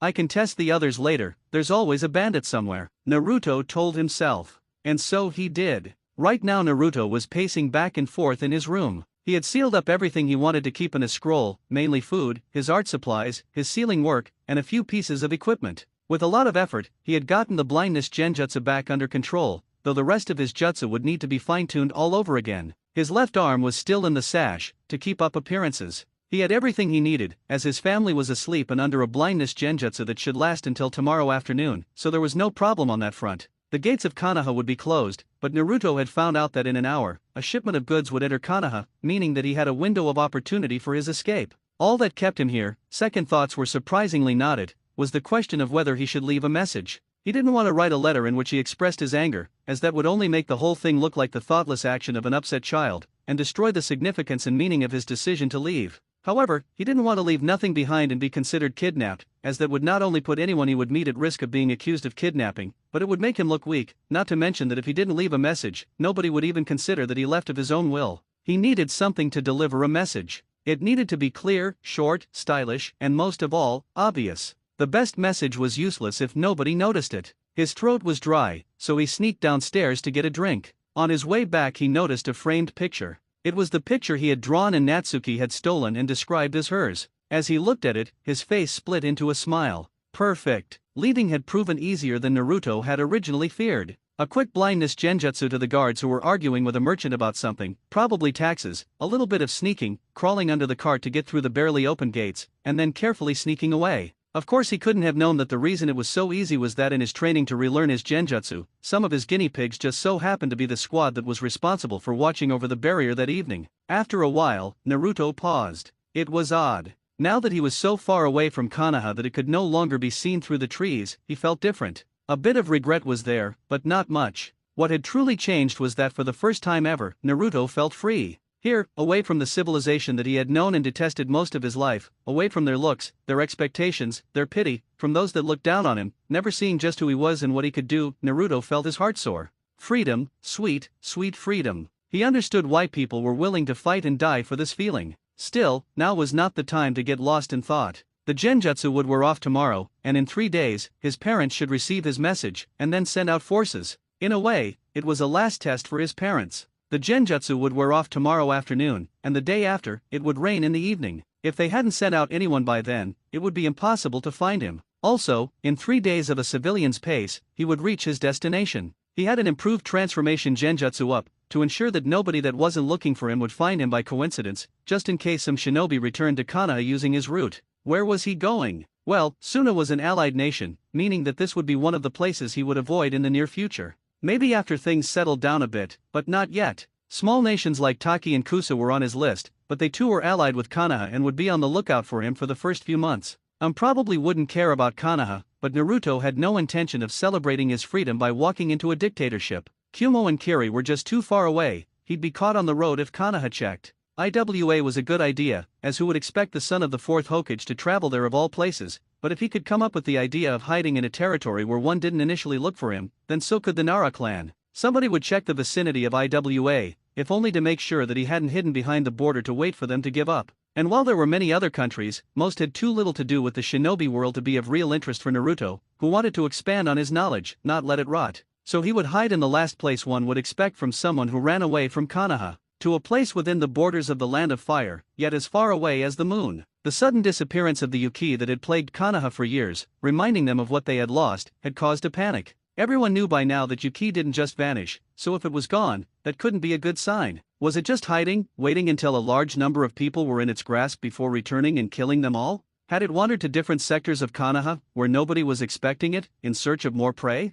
As Hokage, it was Minato's duty to ease the worries of his people, and so from council meetings over public speeches to personally joining the search teams and equipping them with reverse summon seals that they could use should they be attacked by the Yuki, or simply trapped under debris of crumbling buildings. The Yuki had weakened all structures and foundations, so collapses and, in the sewers, cave-ins were nothing unusual. Kushina wanted to show her support for her husband and joined the search squads, of course equipped with one of Minato's seals. She was the first that entered a building after it had been declared structurally safe enough to enter, and was the first to enter the sewers, knowing that nothing was flowing through them, as that section of the sewers had been walled off to prevent the Yuki from moving that way. They had parked Natsuki with the Akimichi clan, to make sure she stayed out of trouble and wasn't lonely. Sadly, when they departed, both had still been under Naruto's genjutsu, which told them to ignore anything about Naruto, including his absence. By the time it wore off, both had too much work and pressure on them to spare either of their children a thought. Almost a week would pass before the Namikaze family would reunite at their home, and that was too late. Naruto looked up at the sky. The first drops had fallen a while ago, and now heaven had opened all floodgates. Naruto stood there, letting the rain wash over him, washing away the last connection to his family. Naruto sighed and turned around. It was done. The last bridge was burned, the last chance given and wasted. He was officially alone, an orphan with no family. Without looking back even once, he continued on his path, wherever it may lead him. His first destination was still half a day's journey away, and he needed someone to let him in, not that it would be too hard, seeing that he was quickly getting used to the new concentrations of chakra needed for his genjutsu. Naruto walked. A week had passed, and the Namikaze family could finally reunite. The entire village had been searched, every sensor had been on duty 24/7, and Konoha could finally be labeled safe. Not only that, but now they were finally able to make use of those sectors of the village that had been unusable in the past. All in all, Konoha had gained more ground on which it could build, helping the village hidden in the leaves to flourish even more. Kushina was home first, and immediately started preparing a meal for the family, namely a huge pot of ramen. Minato came next, completely exhausted from getting perhaps 12 hours of sleep during the entire week. After Natsuki was brought back from the Akimichi clan by a random member, he left, but not before ensuring she made it inside the compound's door. At first, neither parent was too concerned about Naruto. They knew he usually had people watching him, and even when he managed to slip away, he didn't do anything to worry them. He mostly just read, played with animals, and watched shinobi train. Still, Kushina's brow furrowed when she walked into the kitchen and saw only 2 people at the table. She knew Naruto often skipped lunch, but on this particular day, she felt they should all be together. "Do either of you know where Naruto is?" she asked. "Outside," Natsuki guessed, not really caring. The smell of ramen was far more important than her brother. Besides, she was exhausted. She had been woken up early after playing with her friends until late the previous night, only to play even more. Minato frowned. "Kushina, who were we supposed to have watched him while we were away? I know we talked about it the night before, but what happened after that?" Kushina thought about it, racking her brain, but nothing came to mind. That's when she noticed something. "Minato, is Natsuki's old drawing glowing?" The old picture was indeed pulsing with light as if it were trying to get their attention. "Natsuki, come here." Minato drew a few seals around her, gave her a slip of paper, and looked her in the eyes. "I'm going to activate a barrier around you. The paper I just gave you is the key to release it. If something happens, you must wait until it's safe, and then run to get help. Do you understand? Natsuki, now frightened by the seriousness in his voice, nodded. Minato activated the seal, encasing her in an azure orb that could stop almost anything. Confident that she was safe, he cautiously stepped next to his wife. He doubted anyone had entered, as his two arrays were designed to prevent that, but it was always better to be safe. Using his limited sensory abilities, Minato tried to detect anything unusual. He could sense his arrays throughout the house, his wife, the barrier with his daughter inside, and faintly, the picture. There was a small amount of chakra within it, but not enough to be dangerous. If there were an explosive seal on it, it would just fail with a tiny puff of smoke.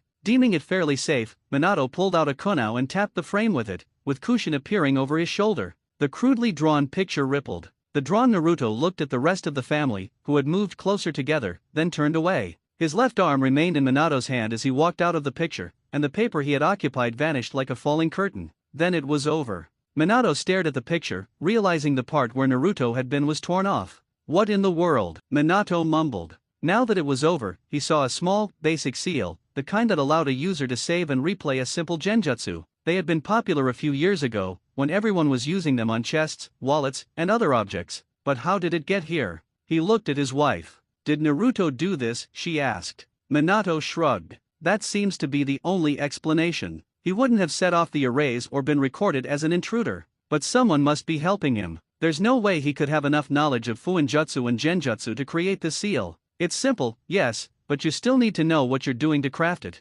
Kushina gave him a look. Minato, you have a bad habit of leaving things lying around. Is there any chance Naruto learned something from scrolls you didn't put back on the shelves? Minato frowned, then nodded. It's possible, but that alone wouldn't. Oh. Kushina stared at him. Oh? What do you mean, oh? Minato scratched his head. I gave Naruto permission to browse the library, so he may have learned something there. Kushina blinked. I see. In any case, we need to find Naruto and ask him what this is supposed to mean. Look, he ripped up Natsuki's picture. Natsuki, after deciding it was safe, had deactivated the barrier. She didn't really care what was going on, she wanted her ramen. Who cares about Nii-san's stupid picture? I want ramen. Kushina turned around, her motherly instinct sensing something was wrong. What do you mean, Nii-san's picture? Natsuki clapped her hands over her mouth, realizing her mistake. Nothing, Mom. Can we just eat? But Kushina was not naive. Natsuki Uzumaki Namikaze, don't lie to me. Look me in the eyes, young lady, and tell me exactly what you meant when you said Nii-san's picture.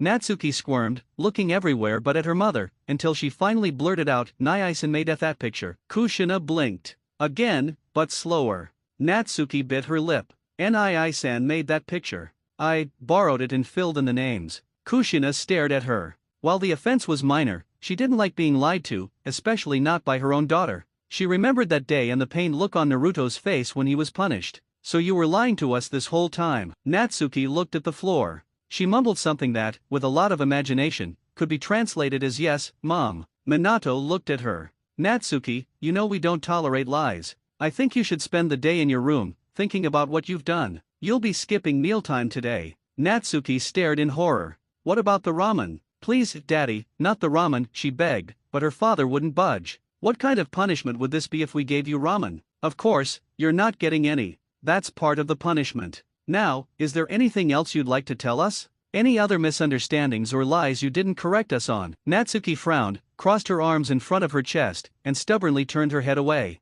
I'm not telling. Minato and Kushina exchanged glances. Natsuki's reply was essentially a confession that there were other things, but they had a different priority right now. In any case, we need to find Naruto. I'll ask the guys watching the barrier for help, Minato told his wife before vanishing in a yellow flash. Kushina took Natsuki upstairs to her room and activated the seals to keep her inside. As she did, she realized this was the first time she had done this with Natsuki, while she must have done it dozens of times with Naruto. Considering she was punishing Natsuki for lying and claiming Naruto's work as her own, she started to wonder if there had been times when she had punished Naruto for something his sister had done. Afterward, she started looking for her son herself. The first step was to ask his friends and acquaintances, so Kushina decided to do the same. It was only then that she realized how odd Naruto's behavior was. He had been under surveillance since his accident, and while he had occasionally slipped away, it was rare. Usually, there was a witness who could vaguely recall seeing him on the training grounds, in the library, or just walking through town. But in all the time he was observed, Naruto had never once sought out the company of anyone his age or any human contact beyond watching shinobi train. She had to ask herself why her son was so solitary. Even if the injury had put him in a bad mood, at least one of his friends should have tried to talk to him. Was it possible that Naruto didn't have any friends among his peers? What do you mean, he might not be in the village? Minato demanded. While the barrier was mainly for detecting intruders and had a few flaws, it could be used to locate a specific signature if it was registered. Naruto's chakra signature was registered, so he should have shown up as a red spot on the map, but it remained blank. The current watcher said this could mean two things: either Naruto was dead, which was unlikely since residue in the coil should be enough to detect a corpse for up to 2 weeks, or he had simply left the territory the barrier covered. Unsurprisingly, Minato did not take this news well. I'm sorry, Hokage-sama, but that's all I can say. He doesn't show up on the map, so he's either dead, in an area that blocks the sensors, like a compound, or he's not in the village. Minato nodded. I see. Thank you for the information. I'll check the compounds that might be in question. He then Hiraishined away. Appearing in front of the Hokage tower, he looked around, trying to figure out which compound Naruto would most likely be in. Let's see, which child does Naruto spend the most time with? Pondering that, Minato realized he had never seen Naruto spend time with any child. Naruto's life seemed to follow the same rhythm as a shinobi who had lost everyone they cared for, going through the motions of living without truly opening up to anyone. Kakashi was a good example of this, although he did spend some time with Minato, the last person he could truly relate to. His teammates were Ganiya. Obito was dead, Rin was M.I.A, so Minato was the only thing keeping Kakashi from completely cutting ties with the world. And even with Minato present, Kakashi spent most of his time alone. While such behavior wasn't uncommon for old men and veterans, it was not something a child like Naruto should be doing. Since he didn't know who Naruto might play with, he decided to start with the Aburame and work his way through the other clans if Naruto wasn't there. Kushina was getting desperate. She had gone through Natsuki's list of friends, but no one had seen her boy or even knew anyone who was his friend. If children don't know who their best friend's twin brother's friend is, that sends a very worrying message. She was currently in the Hyuga compound, speaking with the notoriously shy Hinata. I am sorry, I see can't he help you, Miss KK Kushina, but I haven't seen NNN Naruto-san. Kushina felt hopeless. And you really don't know anyone who spends time with Naruto? No one. Hinata shook her head. Kushina pulled at her hair. Ugh, it's like my son doesn't have a single friend, she exclaimed. Hinata suddenly became very interested in her feet. Kushina paused. Hinata, does Naruto have friends? Hinata was trying to stare a hole into the floor. She seemed to be struggling with herself. Kushina put her hands on the girl's shoulders and knelt so they were at eye level. Hinata, please. Naruto is gone. If you know anything. Hinata couldn't meet her eyes, but she slowly shook her head. Kushina's head drooped in disappointment until she heard Hinata's faint voice. And no, Naruto-san doesn't have any friends.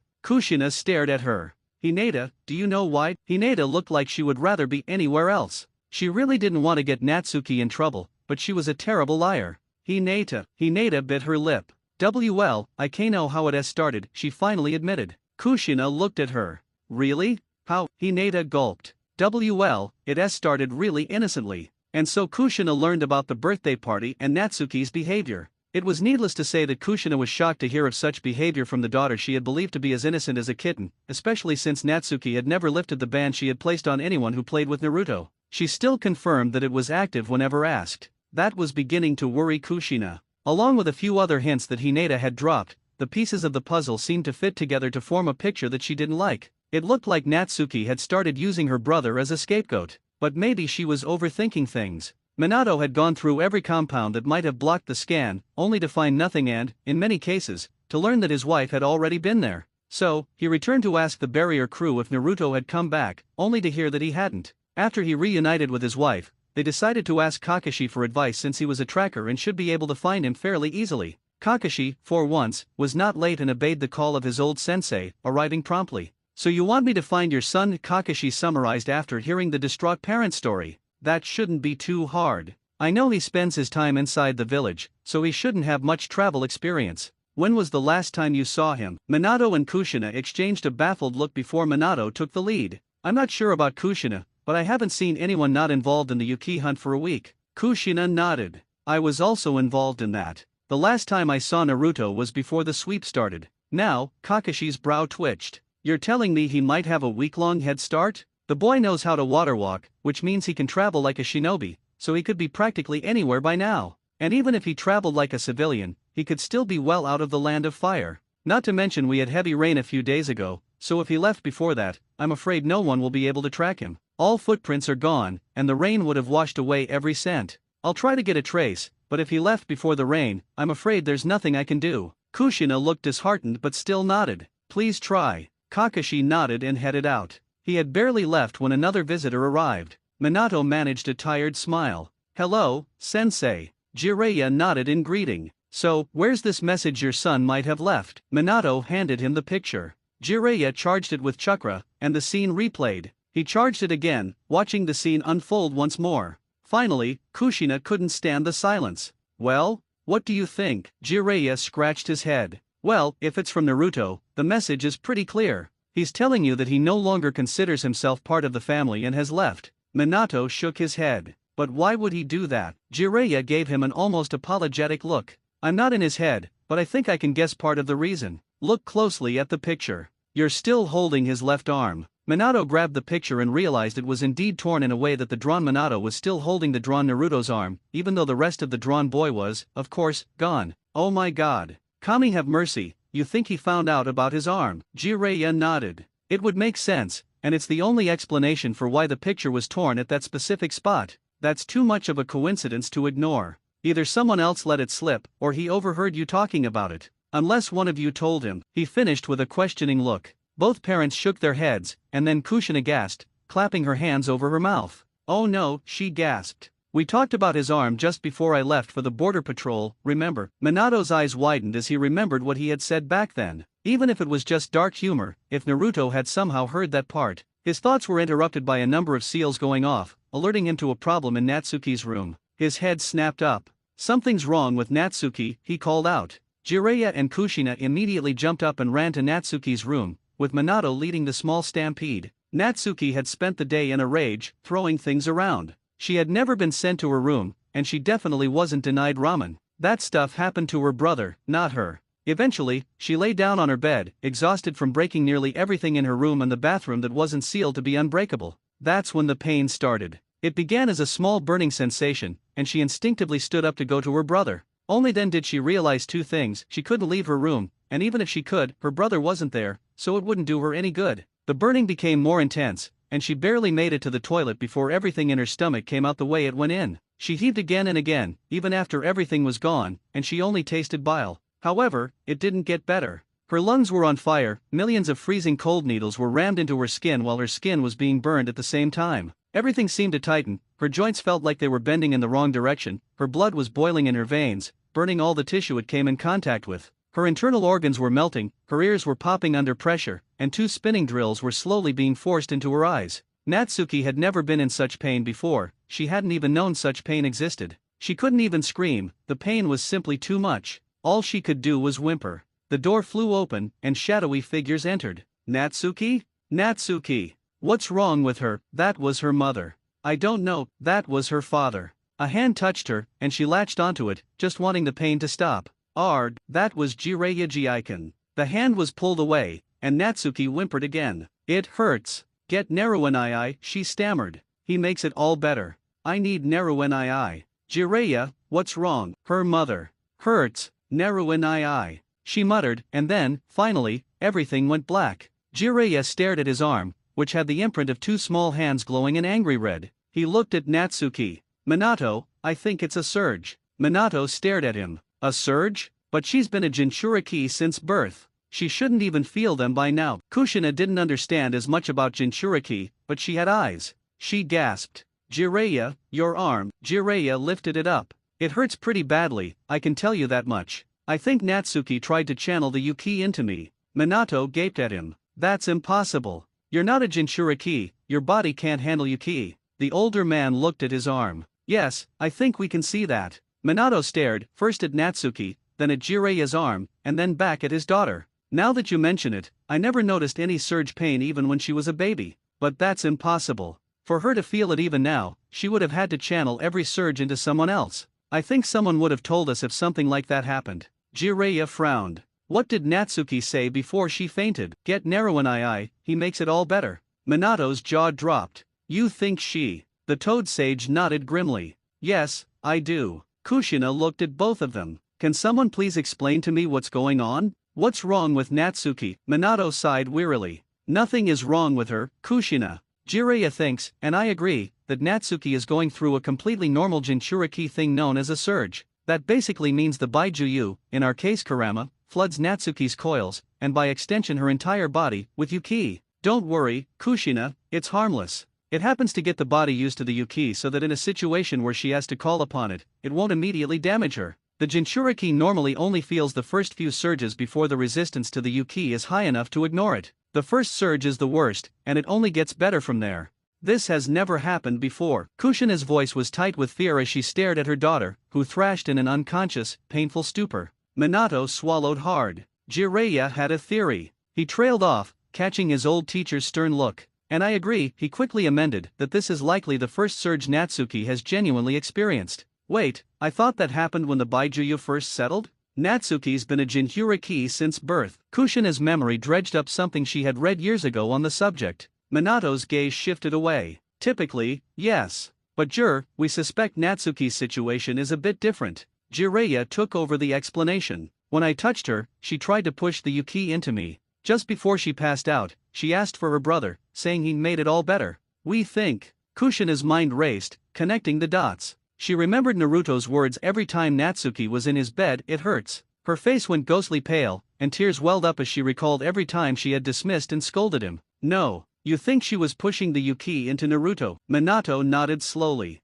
It seems like the most logical explanation. Jiraiya spoke again, his tone serious. That would also be one more reason why he took off. Before today, when was the last time Natsuki was in his bed? Kushina frowned, trying to remember through her tears. A few weeks ago? A month. Minato shook his head. No. The seals I put around the house also track who was in which room. Natsuki was in Naruto's room a little over a week ago. Jiraiya's nod was grim. I thought so. A surge is supposed to happen roughly every 2 months. It looks like the Kyuubi is getting impatient with the lack of progress and is shortening the intervals, likely while increasing the amount of Yuki. Naruto might have been able to recover from a single surge in 2 months, but at this rate, there's no way his body can handle being injected twice a month. I'm no expert, you'd have to ask Tsunade, but my guess is his body is starting to break down. If Naruto figured this out, and somehow learned that you've been hiding the true state of his arm from him, well, we have a motive. Minato sighed. Either way, we need to get her to Tsunade, just in case we're wrong. Jiraiya glanced at his arm. And how do you suggest we do that? Kushina rolled her eyes, grabbed a blanket, and threw it over Natsuki's convulsing body before wrapping her up securely. Like this, Jiraiya, how else? The older man raised his hands in a gesture of surrender. Hey, I'm single and I've never been a father. How am I supposed to know how to take care of a child? Kushina grumbled to herself as she set off to find Tsunade. She knew her good friend wouldn't be pleased to learn they still hadn't told Naruto about his arm and that the boy was now missing, likely having run away from home. The 2 men fell in behind her, following like faithful dogs. As they made their way to Tsunade, knowing they were about to get a scolding like misbehaving kids, Minato felt the weight of the world drop onto his shoulders. How could he have failed to notice what was happening? Kushina had told him that Natsuki was one of the reasons Naruto had no friends, a disturbing thought. He and Kushina exchanged a knowing glance, a silent agreement passing between them. After Natsuki was well again, things would have to change. For both of their children. Natsuki moaned. The pain had lessened, but a dull ache persisted. Why was this happening? And where was she? This wasn't her bedroom. The room was dimly lit, resembling a throne room, but something was off. She couldn't pinpoint it, but everything was warped, like a strange caricature. The proportions were all wrong, the entire scene felt twisted and fake. The bizarre angles of the room added to her headache. There were no right angles, giving the whole place a cartoonish yet deeply unsettling feel. The wall to her right, behind the throne, was almost completely covered by a grotesque painting. Only on a third look could she identify it as a winner's podium, simply because it looked more like a lopsided, square tower. The middle spot, marked with a large number 1, shot impossibly high into the sky, at least a mile up. On it stood a monstrously disproportioned figure with a head far too big for its body and an evil grin that was too big for even the huge head. The minimal resemblance to herself in that repulsive figure was unnerving. What made it so hard to identify the podium was that the second place spot was only about 30 feet tall, occupied by a few figures the size of fleas, too small to be seen. The third spot was practically invisible, a mere speck on the ground. The only thing that didn't look like a deliberate mockery of nature was the wall to Natsuki's left. It was a cage of tree-sized bars, spaced far enough apart to imprison only something larger than an elephant. She cautiously approached, peering into the darkness. She shrieked, jumping back when a single red eye, larger than she was, snapped open. "So, my jailer finally deigns to greet me," a voice rumbled, loud as thunder. Who are you? Natsuki stammered. Do you really have to ask? I already suspected which of you siblings inherited the brains, and I guess I was right, the voice muttered with a hint of disdain. Natsuki looked at the eye, which had moved to reveal a second one. Kyuubi, she gasped. Until now, she had heard of the demon sealed inside her, but she had never truly believed in it. It was something to brag about, something that brought her admiration and friendship. Now, face to face with the being she had never truly acknowledged, the reality was suddenly not so appealing. The demon's grin exposed rows of razor-sharp teeth. Correct. What was your first clue? Natsuki's brow twitched. She hated being mocked. Stupid fox, do you know who you're talking to? I'm. Silence. The fox roared, the force of the sound sending Natsuki stumbling back with a cry of terror. Petulant child, you are an arrogant brat. Such a boring existence, never achieving anything, only stealing glory. You are weak, no better than maggots and vermin. Natsuki defiantly puffed out her chest. I took care of an assassin from IWA all by myself. The man was an umbu, and I. You ran away in fear after realizing your own helplessness. You did nothing, Kyuubi interrupted. Natsuki's frown deepened. Okay, so I used your genjutsu abilities, so what? You're sealed in me, so that counts. My genjutsu abilities. The fox sounded genuinely amused. Whatever gave you the idea that I had any genjutsu abilities? Natsuki looked offended by the thought that she might not possess an ability she had bragged about. But. You're a kitsune. Kyuubi rolled its eyes. I have the appearance of a kitsune. I am pure yuki, and genjutsu is an art created by humans, therefore fueled primarily by human chakra.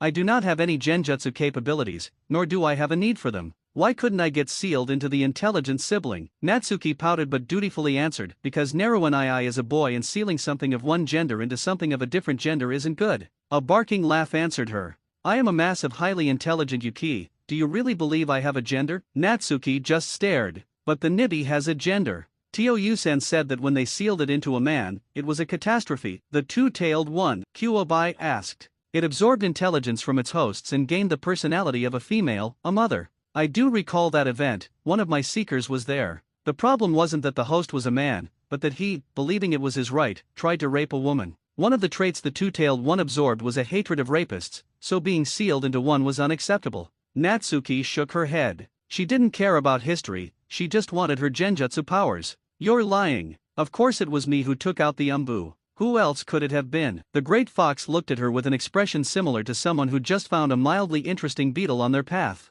Who else? Your brother. The one who made a habit of putting you in a genjutsu so you wouldn't bother him. The same one who is gone, meaning you can no longer use him as a lightning rod for the surge. Annoying insect. Natsuki stared at the fox. I'm not an insect. And if you're not a girl, how come everyone says you are? Ha! Answer that. Kyuubi growled, and Natsuki fell onto her but again. The reason is simple. All 9 of us know how to shift into other forms we've encountered. The one who claimed I was female. A red whirlwind erupted in the cage, and when it dissipated, the fox was gone. In its place stood a woman. She appeared to be in her early 20s, with long red hair that cascaded down to her shapely rear. Her figure was an hourglass, with a thin waist and long, slender legs that contrasted with the DD-cup breasts peeking out from her chest. Her features were noble and beautiful. She wore a short red kimono with foxes on it. Simply saw me in this form. Natsuki gaped, her jaw slack. Not even her mother looked that good. Kyuubi grinned. Ah, jealous?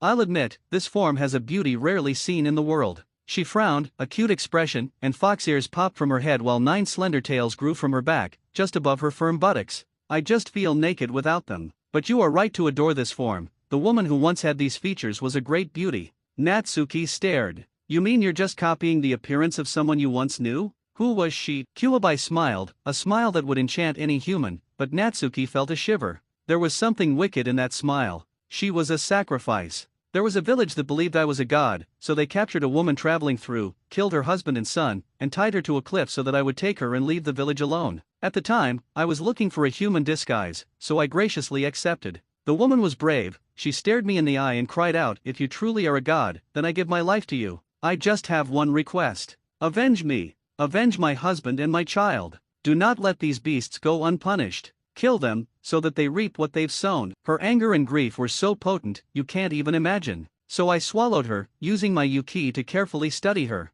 Her hair, her skin, her blood, her flesh, her muscles, her organs, her brain, her bones. I took her apart piece by piece, gaining her form, and more intelligence. Afterward, I fulfilled her request and massacred every being in that village. Natsuki shuddered. This woman was evil. But she was curious. So, do you have a male form too? She was sure the fox didn't, after all, with a body like that, who would want another? She would use that as evidence that the fox was, in fact, female after all. She was Natsuki Namikaze Uzumaki, she was never wrong. But Kuwabai shattered that belief. Of course. When the wind settled this time, Natsuki couldn't help but drool. Before her sat a man, maybe 17 years old. He was muscular, but not bulky, with a lean, chiseled body. He was wearing loose-fitting pants and an open jacket with wide sleeves. Only the open jacket. His muscled chest was in full view. His hair was black and long, the back woven into a number of braids that reached down to his shoulder blades. The ears and tails were pitch black. His features were even, without the smallest flaw,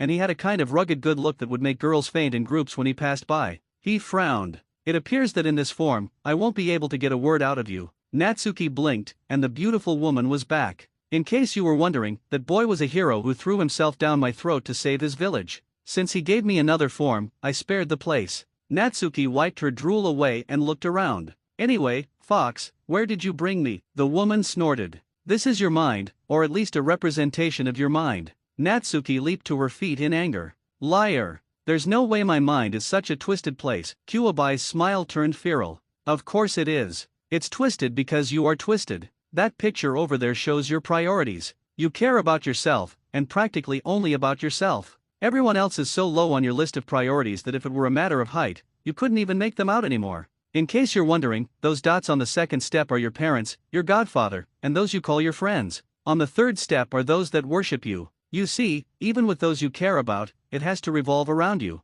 You are selfish. You would let your parents die if saving them put you at risk. The throne speaks of your arrogance, and the lack of a scepter symbolizes that you have no real power. You are a boring creature. Natsuki stared at the woman, too shocked to deny it. I can't be that bad, she protested. But you are, Kuwabai answered. Do you want proof? Natsuki nodded. She was a good person, so there was nothing to fear. You do have some good in you, Kuwabai admitted, before grinning. It's right here with me. Even as she spoke, a small figure wearing a blanket like a hood stepped out of the darkness and snuggled up to the woman's side. It barely reached above her knee. What's that? Natsuki asked. Kuwabai patted the figure's head, which, from its size, seemed to be a child no older than 4. We 9 occasionally meet and exchange information. On one of those occasions, I heard from the six-tailed one that normally, the host of one of us, or maybe all humans do, develops a dark self. While I, having never been sealed before, can't say if it's true, you don't have a dark self. Natsuki pointed her finger.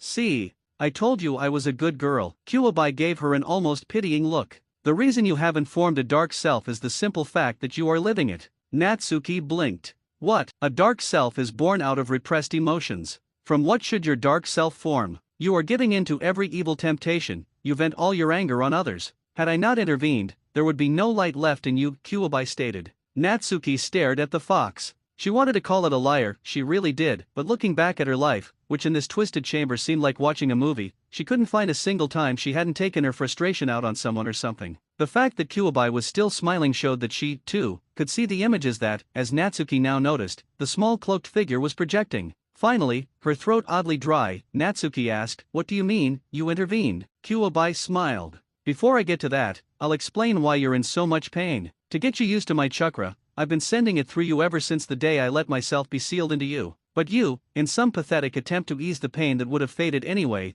channeled it all into your twin. I didn't know it was possible before, as the boy doesn't have a Jinchuriki's healing, so your actions were very bad for his health. Because you did so, I couldn't even give you a one-tailed cloak without it peeling the skin off your flesh, which also means that you can't use any of my abilities, not that you would appreciate them. Really, why couldn't I be sealed into your brother?" Natsuki blinked. She didn't understand what the fox was talking about, but the words "my abilities" rang in her. So I'm getting powers? What is it? Can I shoot lasers from my eyes? Can I fly? Can I turn the Hokage monument upside down? Kuwabai snorted. And this is the reason I wanted to be sealed into your brother. You won't be able to appreciate my abilities. No, my powers are nothing flashy. If you wanted that, you should have let the two-tailed one or the four-tailed one be sealed into you. My powers are directly related to why I traveled to Konoha in the first place. Natsuki stared. Nobody knew why the Kuwabai had shown up. If it told her, then she would be the only one. Why did you come? Kuwabai's answer would shock the world.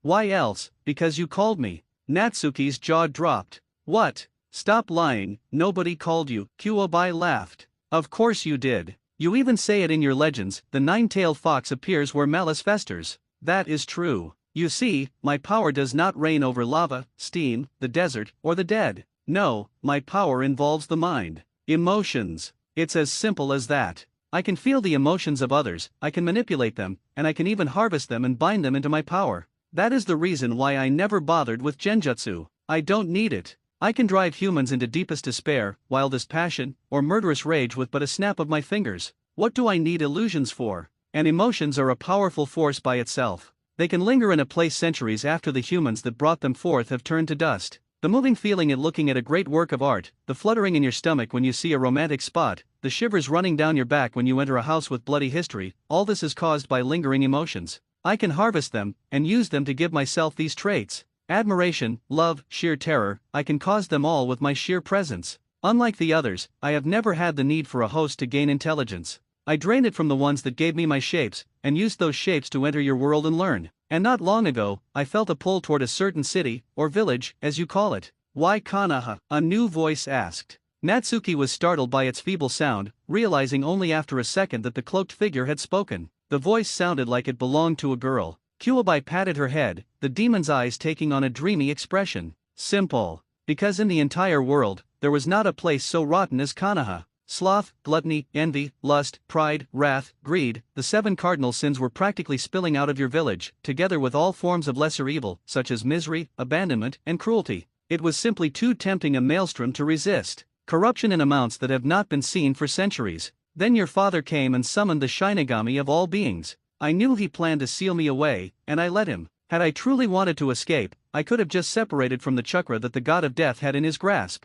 But as a being living off emotions, I was curious. What emotions do humans feel? What are those finer emotions that don't last long? Those fluttering feelings that vanish so quickly? Imagine my disappointment when I learned that I had been sealed into an arrogant brat with the emotional depth of a rock. Natsuki was insulted, but the figure interrupted her. It's true. You are a shallow, empty being. That was too much. Who do you think you are to say something like that to me? Kuobai laughed. You really haven't figured it out? Let me enlighten you. You started with the same potential that all humans have, a potential for both good and evil. However, you grew arrogant and addicted to feeble feelings of power. You embraced these darker parts of your being, and slowly crushed all the good that was in you. But in doing so, you became worthless for me. You had nothing left to offer that I don't already know. Perhaps I would have made you a mere battery, but most likely I would have simply overloaded your body with my chakra and killed you. Some of it would have escaped, and I would have reformed from that, like all of us do when a host dies. However, I was able to gather those dying embers of goodness, of selflessness, of true companionship, of honesty, and what was crushed first, of your love for your sibling. All those little emotions crumbling under the weight of your insufferable personality I gathered.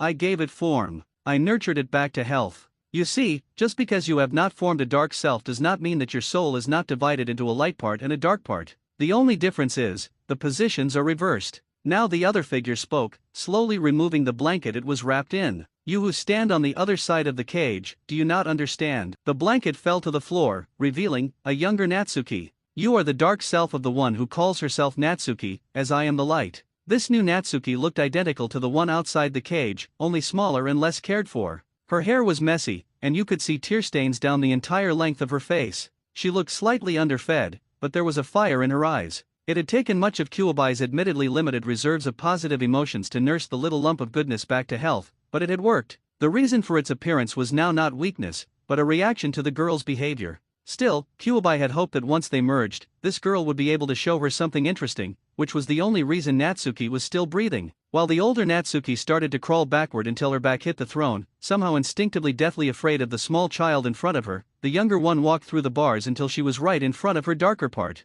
Then the young figure kneeled down. Call it a gamble, but I think we've been separated for too long. Things have changed. You've become a complication. Kuobai told me that our parents have learned of you channeling the chakra you were supposed to take. Do you understand that you were killing our brother? And I think they also found out that it's your fault he doesn't have any friends. How long do you think they'll need to find out that you and everyone was just blaming brother for your own actions? Natsuki paled. This was bad. This was really bad. Go away, she called out. Her younger self shook her head. No, you've been in command too long. It's time we become one. She hugged the old Natsuki, and the girl screamed as they merged in a hiss. The entire mindscape flickered, before normalizing, although now everything had a wet shimmer to it. Kuobai laughed. Well, it will take a few months for the merge to completely finish, so it should be done by the time you grow used to the surges. And make no mistake, I will personally ensure that you won't flee into unconsciousness again. The next time I see you, the merge will be complete, and if you then still cannot interest me.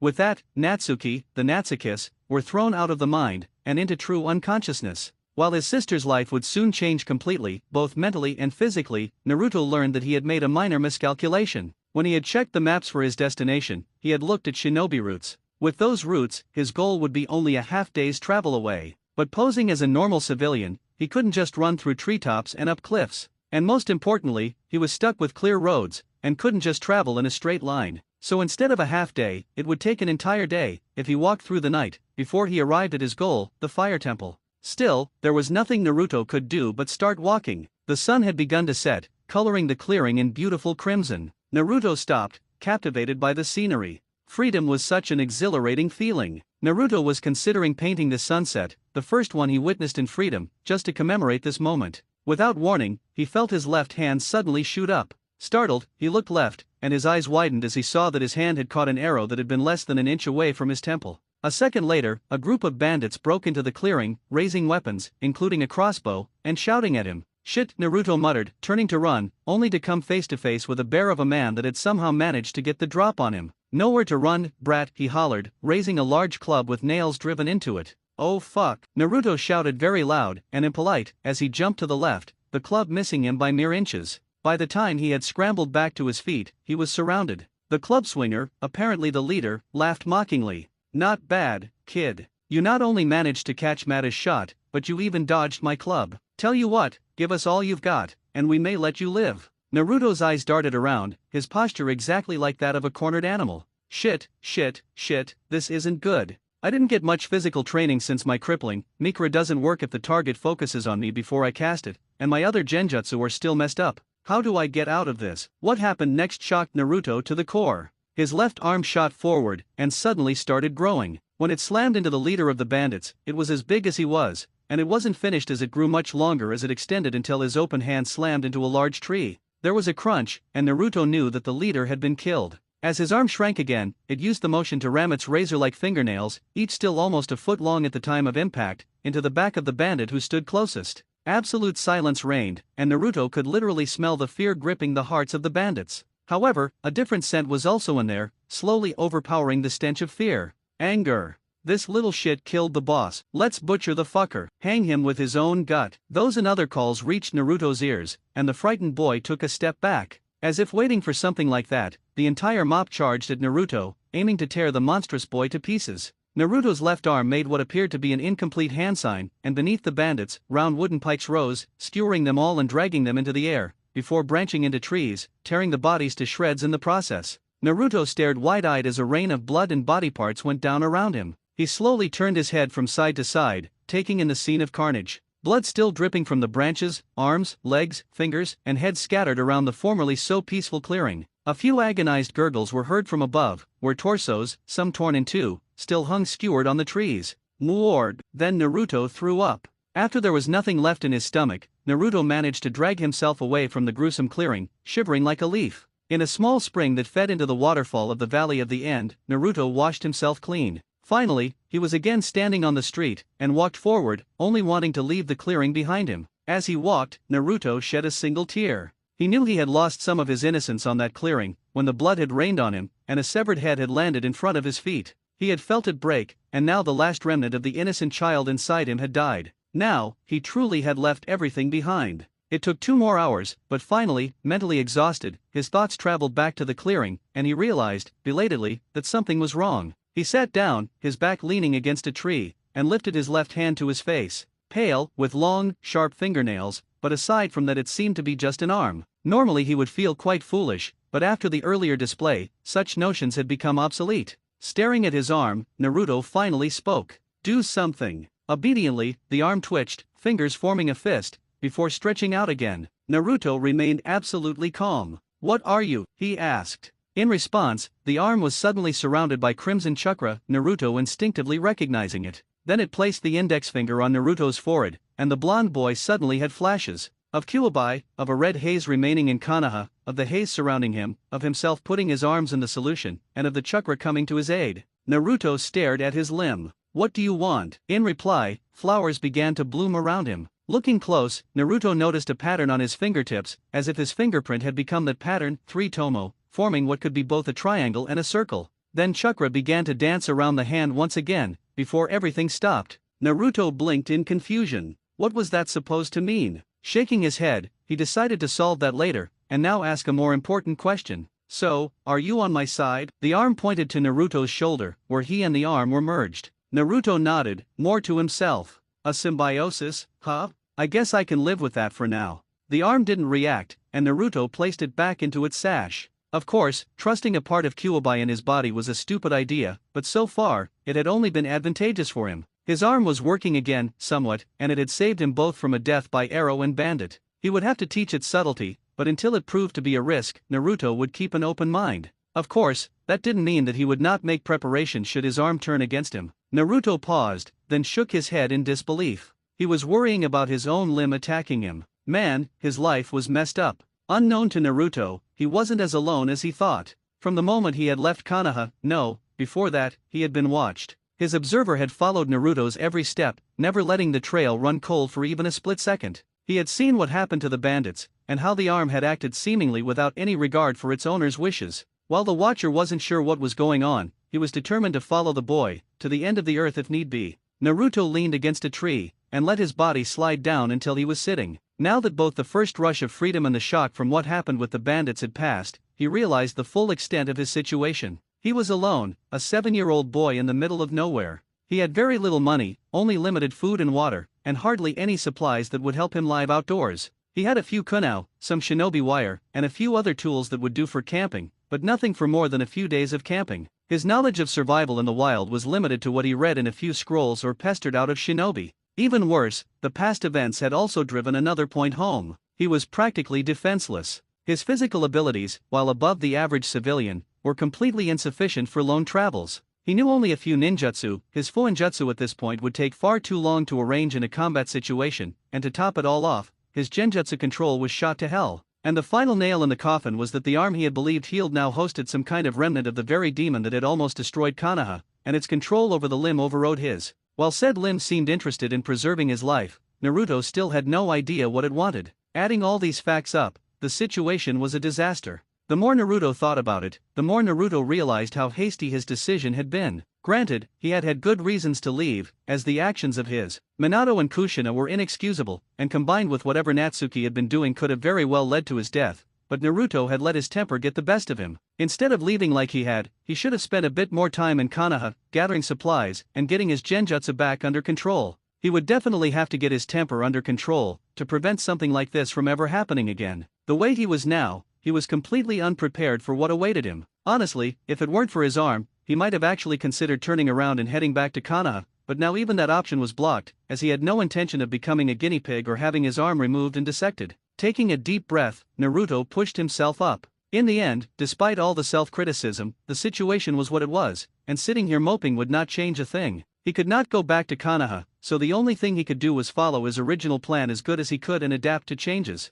He would go to the fire temple, probably remain there a while longer than originally planned, and once he deemed himself ready, he would head towards Iwa. It still was the village where Konoha would least expect him, and after checking that he hadn't followed that thought and headed there anyways, Konoha would send their feelers elsewhere. He knew he couldn't just walk in as Naruto Namikaze Uzumaki, but a while ago, he had devised the perfect disguise. He took the henge that Natsuki had botched, improved it by making the alterations internal as well, and stabilized it with a few well-hidden seals. This new disguise was flawless, right down to his voice and fingerprints. It could even fool henge detectors and the classic punch-in-the-face test. He had a fully formed identity, too, a young, crippled, and wandering artist. This was an excellent cover, as it wasn't a lie. He did have a bad arm that he would keep in a sash. He considered himself an orphan, and he loved to paint and was quite good at it, but he was getting ahead of himself. His first priority was reaching the fire temple, then staying hidden there until the initial wave of panic subsided and he regained control of his genjutsu. After that, he could consider his travel plans. Perhaps, though, it would be a good idea to prepare something that would make his stay at the fire temple, which he hoped would be unnoticed, a bit easier. Kushina collapsed onto her couch, utterly spent, both physically and mentally. Where had things gone so wrong? Had it been last week when Naruto learned about his arm? A few months ago when his arm was crippled? Or had the problem started much earlier, when no one realized that Natsuki was using her brother as a lightning rod, channeling the yoki that was never meant for him into his coils? She felt like crying. What a bitter irony that just this morning, after she had finally returned from the yoki hunt, she had genuinely believed that her family was slowly but surely starting to heal after the disaster with Naruto's arm. She wondered if she had somehow offended a deity, or if the gods simply found her suffering amusing. She had lost her home and her entire family when Kumo, Kiri, and Iwa had teamed up to destroy the Uzumaki clan once and for all, barely escaping the massacre with just the clothes on her back and barely making it to Konoha. There, she had been ostracized for being a foreigner, for her round face, and her long red hair. After a lot of blood, sweat, and tears, she had finally managed to make some friends, only for the war to break out and take most of them away from her. After the war, she had married the love of her life, Minato, and become pregnant. Things were finally looking up. Then the Kyuubi attacked. More friends died, and for what felt like an eternity, she had believed her husband was dead. When he returned to her, exhausted but alive, she had felt happier than ever before. Her dream of a family was finally within reach. She laughed without humor. And once again the gods laugh at me. Without her even realizing it, Natsuki, whose personality seemed to be exactly like her own, coupled with Minato's charisma and the burden she carried for the village, had effortlessly charmed the hearts of Konoha, becoming everyone's darling. Without anyone noticing, she had filled her parents' hearts, steadily displacing the quiet and calm parts that her brother had once occupied. Things had spiraled from bad to worse, eventually reaching a point where both parents had lost sight of their son and the bright nature of Natsuki, which resulted in his crippling, a consequence of a child being forgotten on his birthday by his own parents. After that, things had changed. Both parents had realized what they had done and tried to make up for it, but it was too little, too late. When they finally tried to give him the proper attention, Naruto no longer wanted it. Kushina poured herself some sake and downed it in a single gulp. And once again, we did the most foolish thing. Looking back, it truly had been the single most idiotic course of action. Fearing that they would lose Naruto forever if they told him the true extent of his injury, neither of them had done so. Instead of sitting him down and explaining the situation, they had excluded him from training, further alienating him. To Naruto, it must have looked as if the family was once again rejecting him, as he was the only one in the entire family who couldn't join in their bonding. In response, Naruto had distanced himself even more, going as far as to spend as little time in the compound as was humanly possible. And what did we do? We let him. Give him time, he needs to be alone. What he needed was someone to show him that he wasn't alone. Everything was so clear in hindsight. Even worse, as they had learned today first from Hinata, then with Inouchi's help, Naruto's own sister had created a permanent rift between him and all other children over a childish dispute, despite attempts at reconciliation. So Naruto had been effectively abandoned by his family and was experiencing what Kushina knew to be one of the most terrible feelings ever, to be alone in a crowd. Going through the reports again, Naruto's only friends had been a few rats and crows that he fed. A 7-year-old who turned to animals for companionship because he didn't receive any from his fellow humans. It was only after Naruto had left that Kushina realized just how far apart Naruto and his family had grown. Looking in the mirror, Kushina saw a broken woman. What kind of mother am I when I don't know anything about my own son? She could immediately list Natsuki's hobbies, friends, favorite color, favorite food, likes, dislikes, dreams, fears, personal strengths, embarrassing secrets, and favorite clothes, but when it came to her son, the only thing she could say was, "I think he liked ramen." She couldn't even name his favorite flavor, for crying out loud. Still, despite all these faults, she had noticed that Naruto was slowly starting to rebuild bridges with him. He had spent more time, opened his mouth for something other than statements that left them speechless with guilt, and had even started to smile at them occasionally. And then he learned the secret they had kept from him in the worst possible way. Kushina wouldn't have needed Inouchi's evaluation to know how Naruto must have seen the situation. To him, it was the ultimate betrayal, and even worse, it showed Naruto that trying to mend bridges only made things worse and that offering a hand in reconciliation to his family would only lead to that hand being cut off. So all the progress made, all the work they and especially Naruto had put into trying to fix things, had been completely undone. The final bridge burned. It had been the straw that broke the camel's back. Minato was probably still out with the other parents, discussing the consequences of what they had learned. It was a shock and a punch to the gut for Minato and Kushina when they learned that Naruto, who had gained the reputation of a troublemaker and notorious prankster, and had often been punished accordingly, had been used as a scapegoat not just by Natsuki but by practically every child in Konoha, and had not pulled a single prank in his entire life. Minato and Kushina had felt almost physically ill when they remembered all the times they had punished Naruto, whose vows of innocence had always paled against the accusations of at least 3 children, Natsuki often among them, that they had seen Naruto do it. Tears formed in Kushina's eyes as she remembered Tsunade's reaction to the news. She, Minato, and Jiraiya had drawn straws as to who would tell the blonde Sunin, and she had drawn the shortest one. It probably would have fallen to her anyway, seeing that Tsunade wanted her for an examination for Yoki corruption regardless. Flashback. Kushina sat down, feeling almost lifeless, as Tsunade took a blood sample. She wondered how she could begin her confession when the busted blonde beat her to the punch. Kushina, I can tell something is wrong. Does it involve Naruto? Is he still not talking to you after he heard that his arm is permanently crippled? Kushina flinched, as if physically struck. Tsunade's eyes narrowed. You did tell him, right? Kushina's eyes were glued to the floor, tears welling up. She shook her head and broke into a wail. Tsunade, while initially intending to tear Kushina a new one, was a bit baffled by the sudden outburst. Kushina, I appreciate the remorse, but don't you think you're overreacting just a little bit? If it pains you that much, I can accompany you when you tell him, as emotional supper. Kushina shook her head again, her voice racked by sobs. It's not that. He overheard us talking about his arm, and Minato said something in black humor, and Naruto heard it, and now, he's gone. Tsunade blinked. Gone? Since when? Kushina sniffled. We don't know. We've been busy with the Yoki searches, so anywhere between this morning, sniffle, and Monday. Briefly, she wondered if Tsunade's first blow would be enough to knock her out or if she would get to enjoy the entire beating she was about to receive.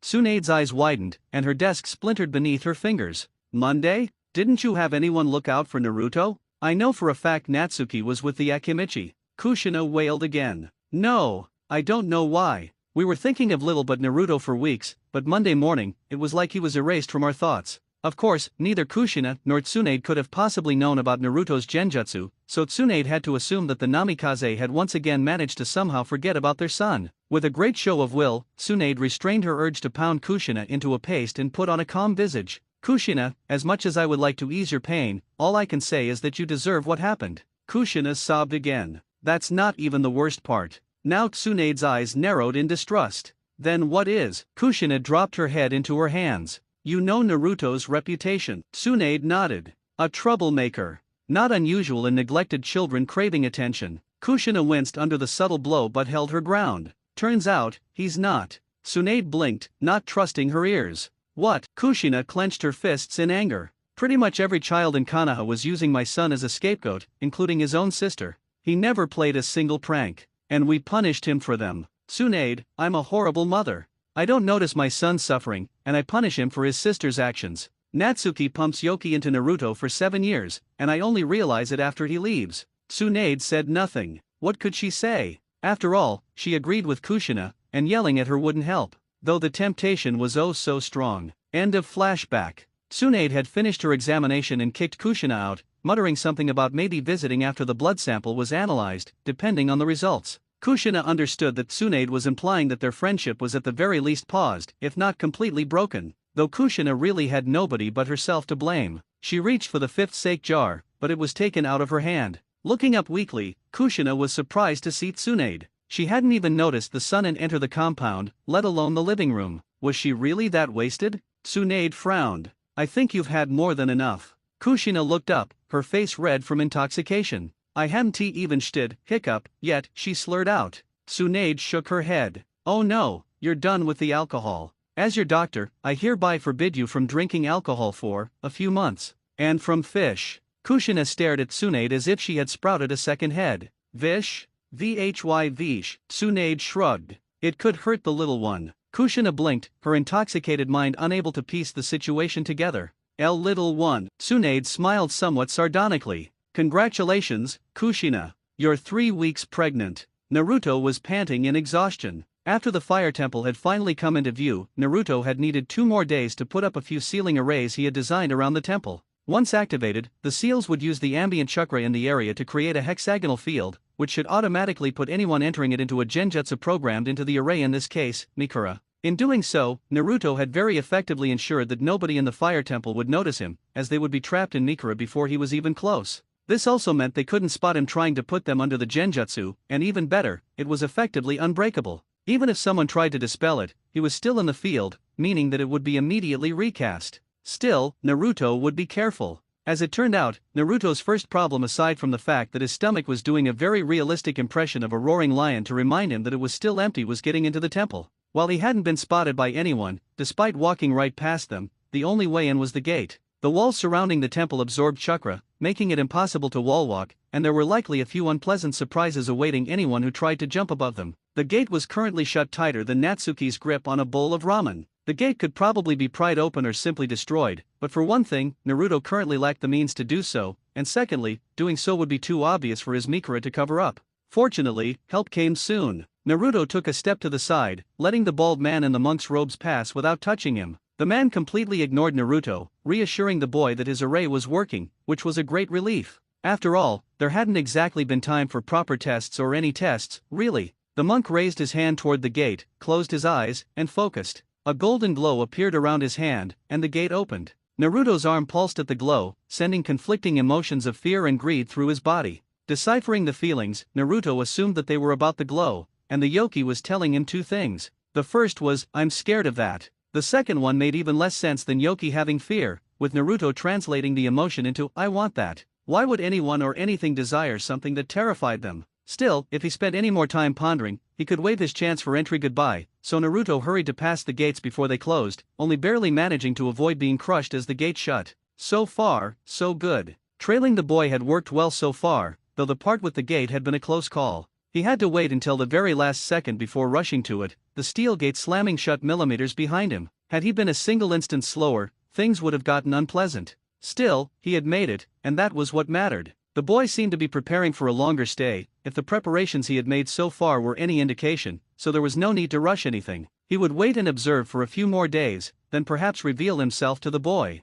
The first day for Naruto ended without further incidents. He wandered the temple, trying to find his way around the temple that would become his home for at least a few weeks. Fortunately, the temple followed a fairly straightforward design, so it wasn't too difficult to navigate. As good fortune would have it, he found the laundry after only 5 rooms, all simple chambers in which the monk slept, and borrowed a straw mat, a cushion, and a blanket. He was fairly confident that they wouldn't be missed in the near future, considering the dust covering all 3. Next, he secured a corner in one of the unused rooms so that he would have a place to sleep, putting up a secondary array, which was much simpler, to hide his sleeping corner before looking for the food storage. For one thing, he was hungry, and secondly, he would need more provisions if he wished to eventually travel to IWA. And thirdly, he was really hungry. Should have guessed, they are monks, Naruto muttered to himself. After a good half hour, he had finally found where the monks hid the grub, only to discover that there was hardly any meat, mostly rice and vegetables. In other words, things that were better cooked. Thanking the gods he had been smart enough to buy a few metal bowls in Konoha, even though he had originally planned them to be bowls for Shiro, Kuro, and their friends. Naruto filled them with a bit of rice and a few veggies and left, knowing that water was found here either in a well or in a spring, and both were likely outside. However, on his way out, he had a very interesting encounter. A boy, roughly his age, was walking toward him, talking to the head priest, Chiriku of the 12 Guardian Ninja. Naruto dimly recalled. Something was off about the boy. For one thing, he appeared at least 10 years younger than the other monks, and his angry argument with the head priest was a far cry from the serene, meditative behavior Naruto had observed from the others. He also stood out because he was the only one with his head unshaved, his dark hair growing past his ears, unlike the others with their egghead look, as Naruto had secretly called it. Naruto decided to eavesdrop, even though it was rude, especially when the boy began waving a 3-pronged claw. Chiriku-sama, please. You say this belonged to my father, but you won't tell me anything about him? Why? The monk sighed. Sora, I gave you this because I believed you were mentally prepared and deserved it. Please don't prove my faith to be misguided. Your father was a powerful man whom I knew quite well and respected. However, he was misguided in his beliefs, a fact that often led him into trouble. All in all, he was a good man, but you are not yet ready to learn everything. The other monks believed I should never tell you anything, but I find that disrespectful to both you and my old friend's memory. Please don't try to push me further. The young boy, Sora, bit his lip and reluctantly nodded, though his barely contained anger was obvious. Chiriku frowned at Sora's expression but gave him a kind smile nonetheless. Thank you. Now, I'm very sorry for having to cut this short, but as you know, one of our temple's most sacred ceremonies is in less than a week, and I must prepare. Sora's eyes widened at the casual dismissal before he gave a stiff nod. Chiriku gave a short bow and departed. After about 10 seconds, Sora punched the wall in anger. Why does nobody trust me? He asked loudly. Of course, there was no answer, so after another moment, he spun on his heels and charged down the corridor. Naruto's eyes widened, and he had to jump to avoid the angry boy running right into him. What happened next shocked him. His arm twitched, and Sora suddenly seemed rooted to the floor before his head snapped in Naruto's direction. Silence reigned as the two boys locked eyes, Naruto's wide in shock and fear, Sora's narrowed in a frown. After a few more seconds, the young monk shrugged and continued on his way while Naruto slumped in relief. For a second, he had thought his Mikura array had failed, which would have meant serious trouble. People would be very interested in how he managed to sneak in, before wrapping him up like a Christmas gift and sending him back to Konoha, and that would be if he was lucky. Of course, he knew that the array logically shouldn't have failed, as it was essentially the same one he had used on his old picture, attached to a so-called blank field array and an ambient energy gatherer as a battery. All in all, it was actually a very simple array that any intermediate seal user could whip up on the fly, the only really difficult part being entering a genjutsu as complex as Mikura into a seal sequence. Here, Naruto had the advantage of knowing everything about it, seeing that he was its inventor. Still, something was special about the boy. Even though he was currently physically incapable of noticing Naruto, he had somehow sensed his presence and pinpointed his location, which shouldn't have been possible since Naruto had done nothing to warrant any attention from even the most distrusting of people. Not to mention that it was currently impossible to dispel the genjutsu, and Naruto had the only key seal that protected him from the array. Furthermore, Naruto didn't believe the twitch of his arm at the time the boy sensed him was a coincidence. He would have to keep an eye on this Sora. As it turned out, the temple had both a spring and a well. Naruto used the spring for water, as there were a few rocks he could take and use as a stand for his improvised walk. On it, he had drawn a simple seal that converted chakra into heat, as he didn't want an open fire to draw attention from someone who might worry about the temple burning. That, and it was quicker. After the first warm meal in days, Naruto contentedly retreated into his chosen sleeping corner. While planning his next steps, which mainly involved stockpiling essentials like food, drink, and clothes, and finding a sleeping bag, he fell asleep. It had been a long day. The next morning came far too soon. Naruto was blissfully slumbering, for once completely content with the world, dreaming harmless and innocent dreams, when he stood straight up and wide awake. It took nearly a minute for his pulse to go down to what humans could even remotely call normal. Who could have expected that these masochistic monks would wake themselves by pounding on a 20-foot gong? Either way, there was little chance for more sleep, so Naruto drowsily forced himself up and started his morning wash, ironically ending up doing so among the monks. He snatched some of the breakfast, and after the meal, he sat down and watched the monks at their daily routine. He was surprised when he saw them spar against each other, before he remembered that the fire temple consisted of battle monks, not the normal ones, so it would be only natural that they did some fighting, though he did see many sitting and meditating.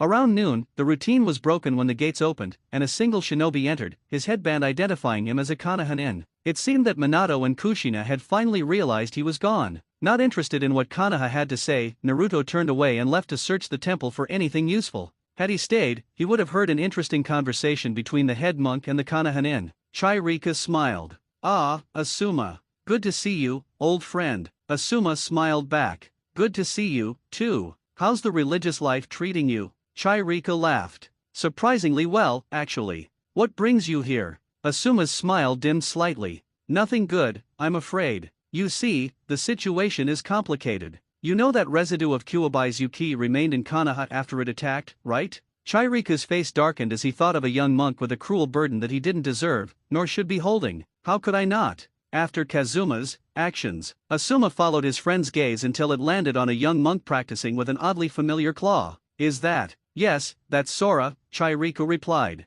"I see. He looks a lot like his father," Asuma noted before remembering the original topic. There was little point in dwelling on things they couldn't change, and Kazuma had paid the ultimate price for his actions. Either way, last week the Yuki suddenly disappeared. A search was started, without success, but it seems that while everyone was busy, the Hokage-san used the chance to run away. Learning the facts, I can't even say I blame the kid, his situation was bad. It turns out his sister, the Kyuubi's host, was unknowingly pumping Yuki into him, and it was killing him from the inside. Nobody noticed because, well, nothing like this has ever happened before. On top of that, the kid was a scapegoat for the village's children. Either way, his parents are very worried about him, especially since he can't use his left arm after a sealing accident, so I was sent here to ask you if one of your monks saw him. He's 7, average size for someone that age, with blue eyes and spiky hair so blonde you'd think someone dumped a bucket of yellow paint on his head. Chirika frowned before shaking his head. "I'm sorry, but the last few weeks were fairly quiet. Aside from a few deliveries, there has not been a single soul here besides the monks,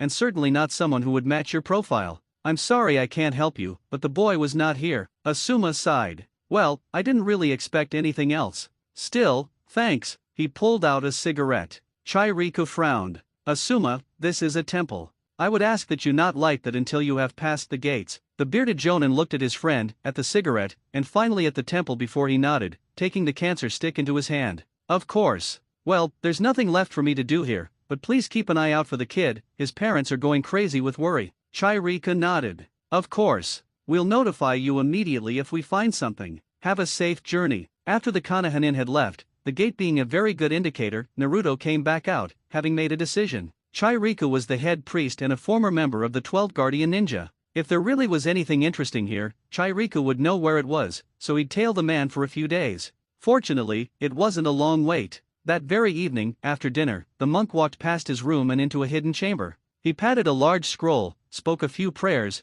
and mumbled to himself. After an hour, he left, and Naruto was alone in the room. There were pictures everywhere, all showing a group of people in different settings, though the group wasn't fully assembled in all of them. One of them caught Naruto's eye, as in it, the entire group, 12 people altogether, stood in 2 rows, with a 13th figure in the center, one that Naruto immediately recognized, the daimyo of Hino Kuni. So these had to be the 12 Guardian Ninja. Apparently, Chiriku had built himself a sort of shrine, a personal refuge just for him. Honestly, if it weren't for the scroll that Chiriku had rehidden in a secret compartment, Naruto would have immediately turned around and left. However, he wanted to know what was in that scroll. Carefully pulling it out, but not before carefully disabling an alarm array, he opened it and had to bite back an outburst of hysterical laughter. It was even better than he could have dreamed. Written and explained in the scroll were the jutsu of the 12 Guardian Ninja, even their most infamous one, Limelight. It was literally a godsend, as even though Naruto had decided to be a seal and genjutsu master, he had no intention of being rendered helpless in a situation where neither of those techniques were effective.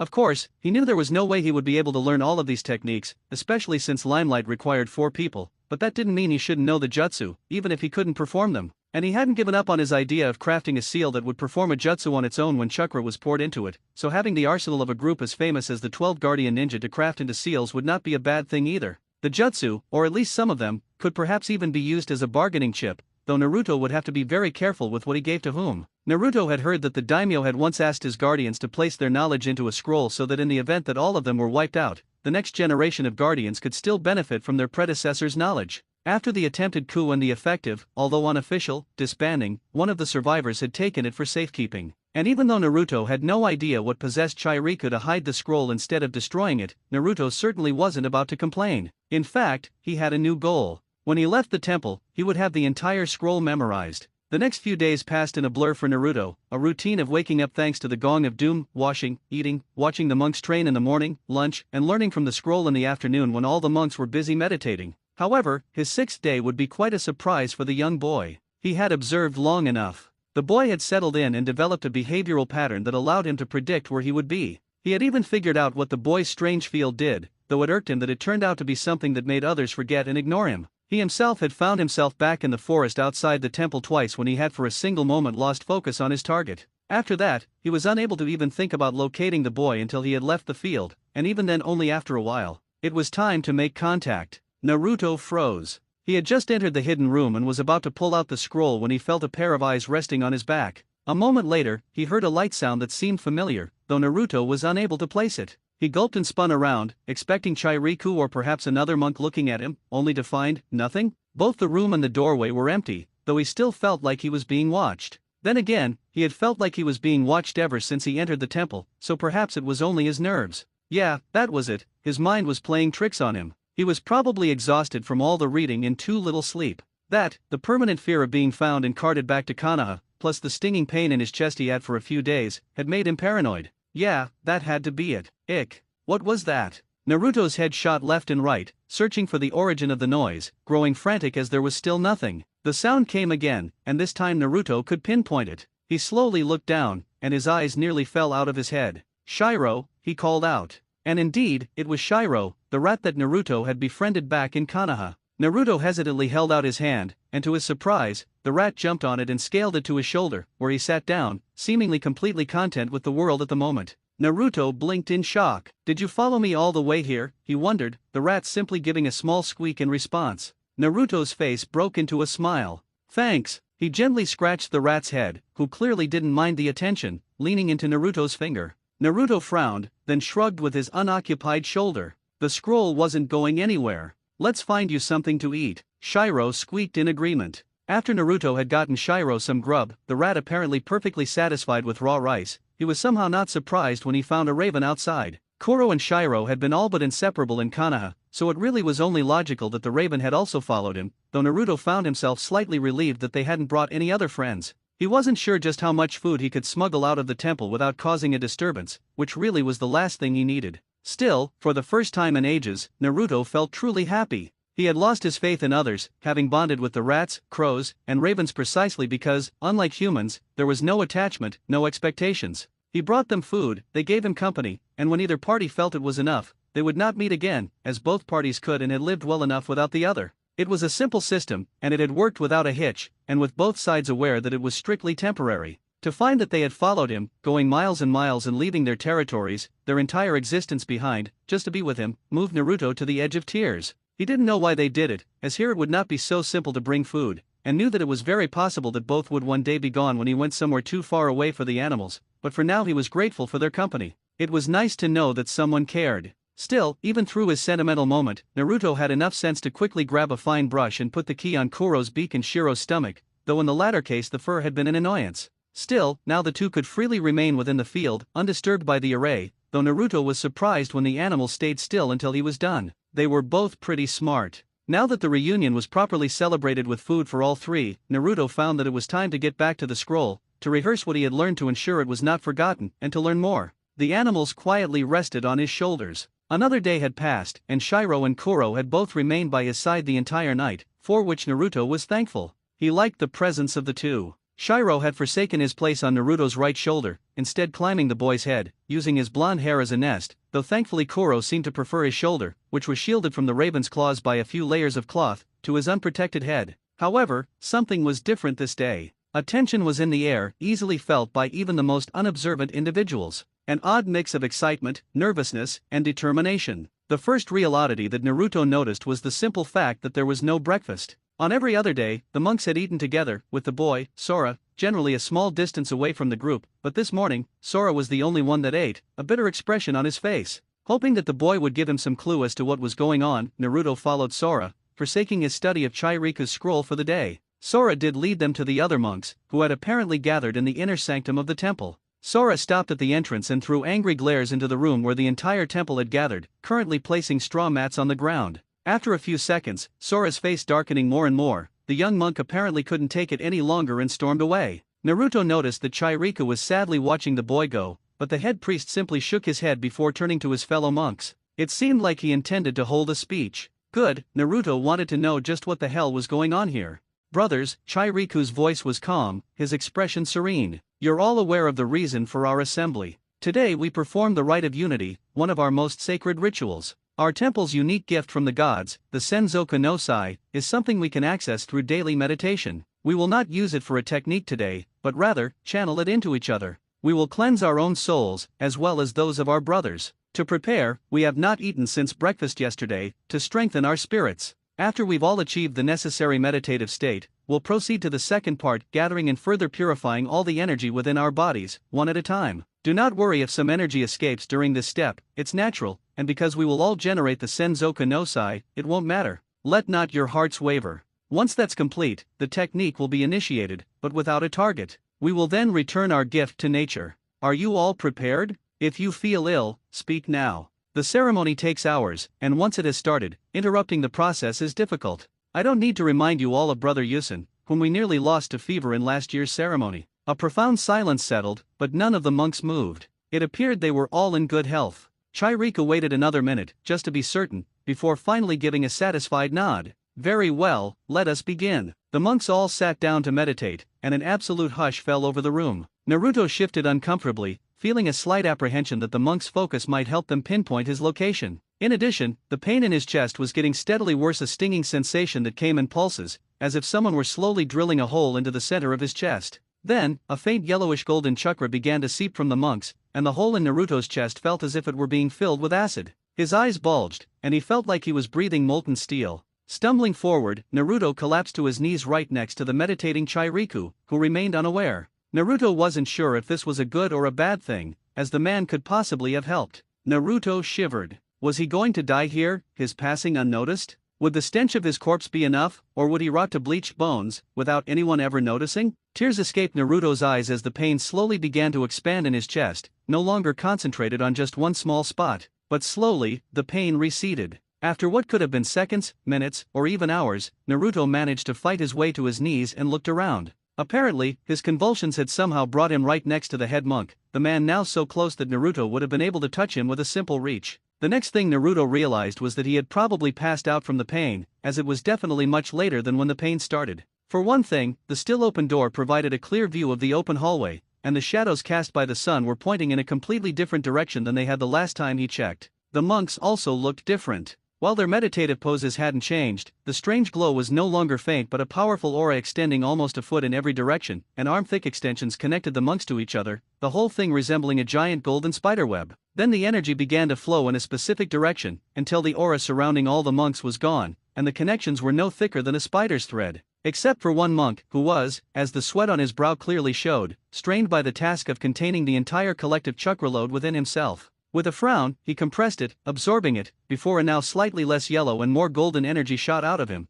following one of the threads to the next monk. The process repeated itself with every monk, the energy becoming more golden, more focused with each focus, until finally, it reached Chiriku. After the head priest compressed it, the expanding aura was almost blindingly golden, beginning to slightly lean towards a platinum glow. The stinging pain was back, but Naruto was distracted by his left arm. It had placed its hand on his knee and apparently sucked out a bit of his chakra, with which it was now coating itself from fingertips to wrist, before it reached into the aura the monk released after a second compression. Naruto's eyes widened. What was that crazy limb doing? His right hand shot forward, grabbing his left arm just below the wrist, yanking it back less than an inch from Chiriku's bald head. The left arm struggled for another second before it blindsided Naruto by going with Naruto's pull, slamming the hand, which held a glob of the platinum glow encased by Naruto's blue chakra, into his chest, right where the pain was. Naruto felt the most bizarre feeling ever. It was as if an empty space in his chest had been filled, before the edges seemed to clamp down on whatever was filling it, causing not pain, but a feeling of pressure inside of Naruto's chest.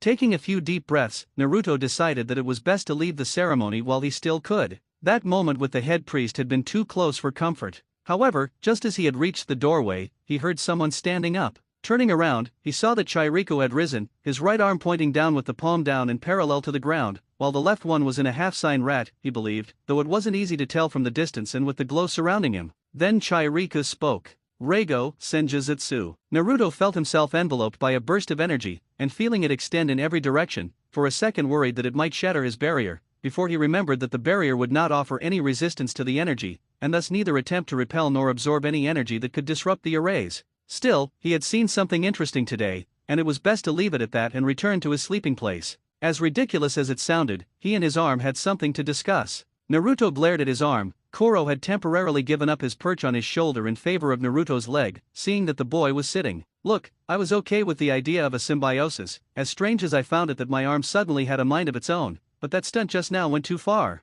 I don't care what you are, or what you're planning, but I can't allow you to endanger all that I have worked for like this. If something like this happens just one more time, I'm wrapping you in bandages plastered with suppression seals until you can't even twitch, capito? The arm was unresponsive, but Naruto felt a surge of calmness wash over him and guessed that the arm understood. A second later, two voices were heard as two monks walked past Naruto's hidden lair. The ceremony was as draining as always. The first one spoke. Indeed, the second replied, but at least there were no complications. Last year was bad enough, but do you remember 3 years ago, when that brat actually tried to participate? The first one snorted. Of course. In the end, we had to cancel the ceremony because the demon child not only disrupted the entire connection between us monks but collapsed. I know that the head priest has a kind heart, and it's not like I think that giving a second chance is fundamentally wrong, but anyone could have told him that Sora and the ceremony would not mix. A barking laugh came from the second. Yes, a demon participating in a holy ceremony that had to go wrong. The head priest does not like that word used in reference to the boy. The first one scolded, though one could hear that he secretly agreed.